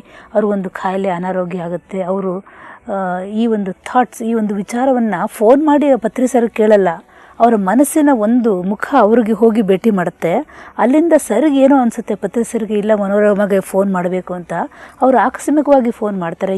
ಆಮೇಲೆ ಇವರು ಅಲ್ಲಿನ ಹೆಲ್ತ್ ಪ್ರಾಬ್ಲಮನ್ನು ಹೇಳ್ತಾರೆ. ಅವರು ಇಲ್ಲ ಆಪರೇಷನ್ ಬೇಡ ಅಂತ ಹೇಳ್ತಾರೆ. ಇದೆಲ್ಲವೂ ನಿಜವಾಗ್ಲೂ ಜೀವನದಲ್ಲಿ ನಡೆದಂಥ ಘಟನೆಗಳು. ಇದೆಲ್ಲವನ್ನು ನಾವು ಕಣ್ಣಾರ ನೋಡಿದ್ದೀವಿ, ಕೇಳಿದ್ದೀವಿ. ಇಲ್ಲಿ ಯಾವುದು ಉತ್ಪ್ರೇಕ್ಷೆ ಆಗಲಿ, ಸುಳ್ಳು ಆಗಲಿ, ಮುಖವಾಡ ಏನೂ ಇಲ್ಲ. ಅದಕ್ಕೆ ನಾನು ಇದು ಬಹಳ ಒಂದು ನೈಜವಾದಂಥ ಘಟನೆ ಎಲ್ಲ ಪ್ರೇಕ್ಷಕರಿಗೂ ತಿಳಿಸ್ಬೇಕು ಅನ್ನೋಂಥದ್ದಕ್ಕೆ ಈ ಒಂದು ಪ್ರಶ್ನೆ ಕೇಳ್ತೀನಿ. ಹೇಳಿ ಮೇಡಮ್. ಸೊ ಪತ್ರಿ ಸರ್ ಹೇಳಿದ ತಕ್ಷಣ ಅವ್ರು ಮಾಡಿಸ್ಕೋಬೇಡ ಆಪರೇಷನ್ ಅಂತ ಹೇಳಿದ ತಕ್ಷಣ ನಾನು ಮಾಡಿಸ್ಕೊಳಂಗಿಲ್ಲ ಅಷ್ಟೇ, ನಾನು ಗುರುಪಾಕೆ ಪರಿಪಾಲನೆ ಅಷ್ಟೇ ಬಿಟ್ಬಿಟ್ಟೆ. ಆಮೇಲಿಂದ ಅವ್ರು ಹೇಳ್ದಂಗೆ ಧ್ಯಾನ ಮಾಡೋದು, ಎನರ್ಜಿ ಚಾನಲೈಸ್, ಅದೆಲ್ಲ ಕೆಲವು ವಿಧಾನಗಳಿರುತ್ತೆ ಆಧ್ಯಾತ್ಮಿಕ ಮಾಡ್ಕೊಂಡೆ. ಸುಪ್ತಮನಸ್ಸನ್ನ ಎಚ್ಚರ ಮಾಡ್ಕೊಳ್ಳೋದು ಕಲ್ತಾಗಿತ್ತು. ನಾನು ಕಾಸ್ಮಿಕ್ ಹೀಲಿಂಗ್ ಅಲ್ಲಿ ಸುಪ್ತಮನಸ್ಸನ್ನ ಎಚ್ಚರ ಮಾಡ್ಕೊಳ್ಳೋದು ಹೇಗೆ, how to invoke subconscious mind ಅಂತ ಕಲ್ತಿದ್ದೆ. ಧ್ಯಾನ ಮಾಡ್ತಾ ಇದ್ದೆ, ಎನರ್ಜೈಸ್ ಮಾಡ್ಕೊಂಡೆ, ಆಟೋ ಸಜೆಸ್ಟ್ ಮಾಡ್ಕೊಂಡೆ. ನಾನೇನಂತ ಆಟೋ ಸಜೆಸ್ಟ್ ಮಾಡ್ಕೊಳ್ತಿದ್ದೆ, subconscious mind, you are my friend and guide, you are the best doctor on this earth. ನನ್ನ ಗರ್ಭಕೋಶ ಹೇಗಾಗಿತ್ತು ಅಂದ್ರೆ ಆಚೆಗೆ ಬಂದು ಹೊರಗಡೆ ಪೂರ್ತಿ ಇತ್ತು, 4th ಡಿಗ್ರಿ ಪ್ರೊಲ್ಯಾಪ್ಸ್. ಅದು ಒಳಗಡೆ ಹೋಗಲ್ಲ. ನಾ ಯೋಗದ ರೀತಿಯಲ್ಲಿ ಅದು ಯೋಗ ಟ್ರೈನಿಂಗ್ ಹೋಗಿದ್ದೆ, ಉಸಿರು ಎಳ್ಕೊಂಡ್ರೆ ಒಳಗೆ ಬರ್ತೇನೆ, ಕೆಮ್ಮತ್ತ ಟಪ್ ಅಂತ ಆಚೆ ಬಂದ್ಬಿಡೋದು. ಸೊ ಪೆಟಿಕೇಟ್ ಮೇಲೆ ಕೂತ್ಕೊಂಡು ಅದೆಲ್ಲ ಸಣ್ಣ ಚುಕ್ಕಿ ಚುಕ್ಕಿ ಬ್ಲಡ್ ಎಲ್ಲ ಇರೋದು. ಆ ಸ್ಥಿತಿಯಲ್ಲಿ ನಂಗೆ ಅದನ್ನೂ ತೆಗಿಯಕ್ಕಾಗಲ್ಲ. ಯೂಟ್ರಸ್ ರಪ್ಚರ್ ಆಗಿ ಬಿದ್ಬಿಟ್ಟು ಅದನ್ನು ರಿಪೇರ್ ಮಾಡಿದ್ದಾರೆ, ಎಲ್ಲ ಹೊಂದಾಣಿಕೆ ಮಾಡಿದ್ದಾರೆ, ಒಂದೂ ಆಗಲ್ಲ, ತೆಗಿಯಕ್ ಆಗೋದೇ ಇಲ್ಲ ಅಂತ ಹೇಳ್ಬಿಟ್ಟಿದ್ರು. ನಾನು ಸಬ್ ಕಾನ್ಶಿಯಸ್ ಮೈಂಡ್ಗೆ ಹೋಗಿ, ನೀನೇ ನನ್ನ ಬೆಸ್ಟ್ ಡಾಕ್ಟರ್, ಒರಿಜಿನಲ್ ಆಗಿ ಈ ಗುಟ್ರಸ್ ಎಲ್ಲಿರ್ಬೇಕೋ ಅಲ್ಲಿ ನೀನೇ ಇಡ್ತಾ ಇದೀಯ, ನಾನು ನಿನ್ನನ್ನೇ ನಂಬಿದ್ದೀನಿ ಅಷ್ಟೇ ಹೇಳಿ ದಿನಾನು ಧ್ಯಾನ, ಆಟೋ ಸಜೆಸ್ಟ್ ಅಂದ್ರೆ ಸ್ವಯಂ ಸಲಹೆ, taking the help of sub conscious mind ಮಾಡಿ ಮಾಡಿ ಮಾಡಿ ಮಾಡಿ ಮಾಡಿ ಅದ್ರ ಕಡೆ ಗಮನ ಇಲ್ಲ ನನಗೆ. ಅದನ್ನ 2 ತಿಂಗಳ ಹೊತ್ತಿಗೆ ಒಳಗಡೆ ಹೊಟ್ಟೋಗಿದೆ. ನಾನು ಪುಷ್ಯ ಕ್ಲಿನಿಕ್ ಅಂತ ಶಿವಮೊಗ್ಗದಲ್ಲಿ ತೋರಿಸ್ತಾ ಇದ್ದಿದ್ದು ಡಾಕ್ಟರ್ ಗೈನಿಕಾಲಜಿಸ್ಟ್. ಅವ್ರು ನನ್ಗೆ ಅದಾದ್ಮೇಲೆ ಸಿಕ್ಬಿಟ್ಟು ಕೇಳಿದ್ರು, ಏನು ನಿಮ್ಗೆ ಹೇಳಿದೆ 15 ದಿವಸದಲ್ಲಿ ತೆಗೆಸ್ಕೋಬೇಕು ಅಂತ, ಕಿವಿಗೆ ಹಾಕೊಳ್ಳಲ್ಲ, ನೀವೆಲ್ಲ ಎಜುಕೇಟೆಡಾ ಅಂತಂದ್ರು. ಇಲ್ಲ ಮೇಡಮ್, ನಾನು ಧ್ಯಾನಪಾನ ಅವೆಲ್ಲ ಯಾವ್ದು ಆಗಲ್ಲ, ಸುಮ್ನಿರಿ ಅಂದ್ರು. ಇಲ್ಲ ಮೇಡಮ್ ಅಂತಂದೆ. ಅದಾದ್ಮೇಲೆ ಇನ್ನೊಂದ್ಸಲ ನನಗೆ ಕ್ಲಿನಿಕ್ಗೆ ನಾವು ನನ್ನ ಮಗಳನ್ನ ನೆನಕೋ ಕರ್ಕೊಂಡು ಹೋಗಿದ್ದೆ, ಅವ್ರ ಯಜಮಾನ್ರು ಆರ್ಥೋಪೆಡಿಕ್. ಆವಾಗ ಸಿಕ್ಬಿಟ್ಟು ಏನ್ ಮಾಡಿದ್ರಿ ನೀವು ಅಂದ್ರೆ, ಇಲ್ಲ madam, I am totally healthy, ನಾನು ಸಬ್ ಕಾನ್ಶಿಯಸ್ ಮೈಂಡ್ ಅಂತ ಕಲ್ತ್ಕೊಂಡು ಅದನ್ನ ಆಟೋ ಸಜೆಸ್ಟ್ ಮಾಡ್ಕೊಂಡು ಪೂರ್ತಿ ವಾಸಿ ಆಗಿದೆ. ಚೆಕ್ ಮಾಡಿದ್ರು, ಹೌದು ಹೆಂಗೆ ಅಂದ್ರು. ನಂಗಾಗಿದೆ ಮೇಡಮ್, ಸಂತೋಷವಾಗಿದೆ, thank you for your concern ಅಂತ ಹೇಳಿದೆ. ಅದು ಒಂದು ಸಿಚುಯೇಷನ್. ಇನ್ನೊಂದು, ನನಗೆ ಗಂಟ್ಲಲ್ಲಿ ಟಾನ್ಸಲ್ಸ್ ಮೇಲೆ ಆಪ್ಸಿಸ್ ಒಂದು ಕುರು ತರ ಆಗ್ಬಿಟ್ಟು ಬರ್ಸ್ಟ್ ಆಗ್ಬಿಟ್ಟು ಕಿವಿ ಮೂಗಲೆಲ್ಲ ರಕ್ತ ಬಂದ್ಬಿಟ್ಟು ಅನ್ಕಾನ್ಶಿಯಸ್ ಆಗೋಯ್ತು. ತಕ್ಷಣ ನಮ್ಮ ತಾಯಿ ನನ್ನನ್ನು ENT ಅವ್ರ ಹತ್ರ ಕರ್ಕೊಂಡು, ಗಂಟ್ಲು 3 ದಿವಸದಿಂದ ಜ್ವರ ಇದ್ದಿದ್ದರಿಂದ ಗಂಟ್ಲಿಗೆ ಸಂಬಂಧಪಟ್ಟಿದ್ದು ಅಂತ ಕರ್ಕೊಂಡೋದು. ಆಗ ENT ಅವ್ರು ಹೇಳಿದ್ರು, ಈ ತರ ಆಪ್ಸಿಸ್ ಆಗ್ಬಿಟ್ಟಿದೆ, ಇಷ್ಟೊಂದು ಜ್ವರ ಇದೆ, ಈಗ ಆಪರೇಷನ್ ಮಾಡೋಕ್ಕಾಗಲ್ಲ, ಇದು ಸ್ವಲ್ಪ ಜ್ವರ ಕಡಿಮೆ ಆಗಬೇಕು ಅಂತ ಔಷಧಿ ಕೊಟ್ಟು ಇಂಜೆಕ್ಷನ್ಸ್ ಕೊಟ್ಟು ಕಳಿಸ್ಕೊಟ್ರು. ಮನೆಗೆ ಬಂದ್ವಿ, 3 ದಿನ ಆಯಿತು, ಜ್ವರ ಇಳೀತು. ಸೊ ಅಲ್ಲಿ ಹೋಗಿ ಜ್ವರ ಇಳಿದಿದೆ ಅಂತ ಹೋದ್ರೆ ಅವ್ರು ಇದ್ಕೊಂಡು, ಏನಮ್ಮ ಬಲಗಡೆ ಇದ್ದಿದ್ದು ಎಡಗಡೆಗೂ ಆಗಿ ಗಂಟ್ಲೆಲ್ಲ ಹರಡ್ಬಿಟ್ಟಿದೆಯಲ್ಲ, ಈ ಒಂದು ಕಿರುನಾಲ್ಗೆಗೆಲ್ಲ ಬಂದ್ಬಿಟ್ಟಿದೆ ಅಂದ್ರೆ ಅದನ್ನ ಸ್ನಿಪ್ ಮಾಡಿಬಿಟ್ರೆ ವಾಯ್ಸಿಗೆ ತೊಂದರೆ ಆಗುತ್ತಲ್ಲ ಅಂದರು. ಡಾಕ್ಟ್ರೇ, ಫಸ್ಟ್ ನನ್ನ ಮಗಳನ್ನ ಉಳಿಸ್ಕೊಡಿ, ಅದು ಏನಾಗಿದೆ ನಮ್ಗೆ ಅರ್ಥ ಆಗಲ್ಲ ನೀವೇನು ಹೇಳಿದ್ರು, ಒಟ್ಟಲ್ಲಿ ಸದ್ಯಕ್ಕೆ ಆಚೆಗೆ ಬರಬೇಕು. ಸರಿ, ಆಮೇಲೆ ಅಡ್ಮಿಟ್ ಮಾಡಿಕೊಂಡು ಆಪ್ರೇಷನ್ ಮಾಡಿದ್ರು. ಮಾಡುವಾಗ ಕಿರುನಾಲ್ಗೆ ಕತ್ತರಿಸೋದು.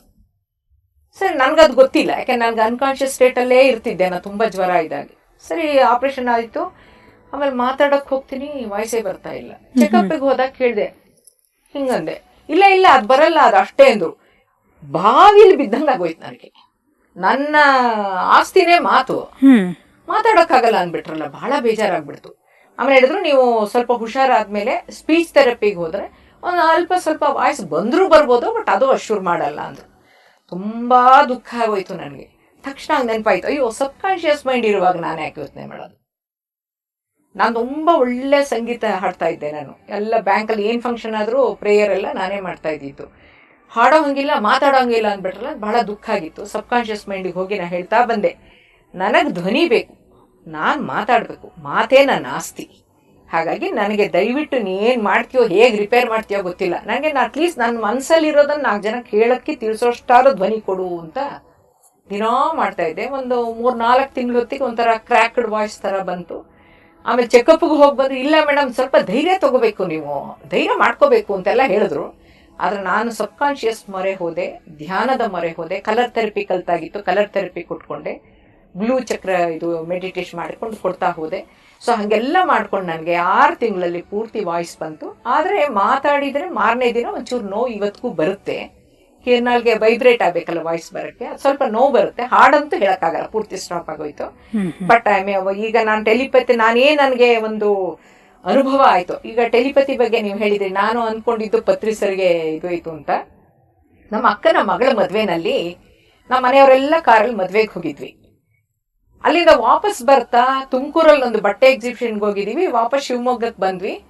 ನಾನು ತರಕಾರಿ ತೊಗೊಂಡು ಮನೆಗೆ ಹೋಗಿ ಮಾಡಬೇಕು ಅಂತ ಇಳಿದ್ರೆ ನಂದು ವ್ಯಾನಿಟಿ ಬ್ಯಾಗು ಮಿಸ್ ಆಗಿಬಿಟ್ಟಿದೆ. ಆಗ ಗೊತ್ತಾಗಿಲ್ಲ. ಮನೆಗೆ ಹೋಗ್ಬಿಟ್ಟು ವ್ಯಾನಿಟಿ ಬ್ಯಾಗ್ ನೋಡ್ತೀನಿ, ಇಲ್ವೇ ಇಲ್ಲ. ಮದುವೆಯಲ್ಲಿ ನಾನು ಹಾಕೊಳ್ಳೋಕ್ಕೆ, ನನ್ನ ಮಗಳು ಹೇರ್ಕೊಳ್ಳೋಕ್ಕೆ, ನನ್ನ ಮಗಳು ದೊಡ್ಡ ಮಗಳು ಮದುವೆಯಲ್ಲಿ ಕೊಟ್ಟಿರೋ ಅಷ್ಟು ಚಿನ್ನ ಹೊಟ್ಟಾಯ್ತು. ಆದರೆ ನನಗೆ ಧ್ಯಾನ, ಸಬ್ ಕಾನ್ಶಿಯಸ್ ಮೈಂಡ್ ಇದ್ದಿದ್ರಿಂದ ಧೈರ್ಯ ಕೆಡಲಿಲ್ಲ.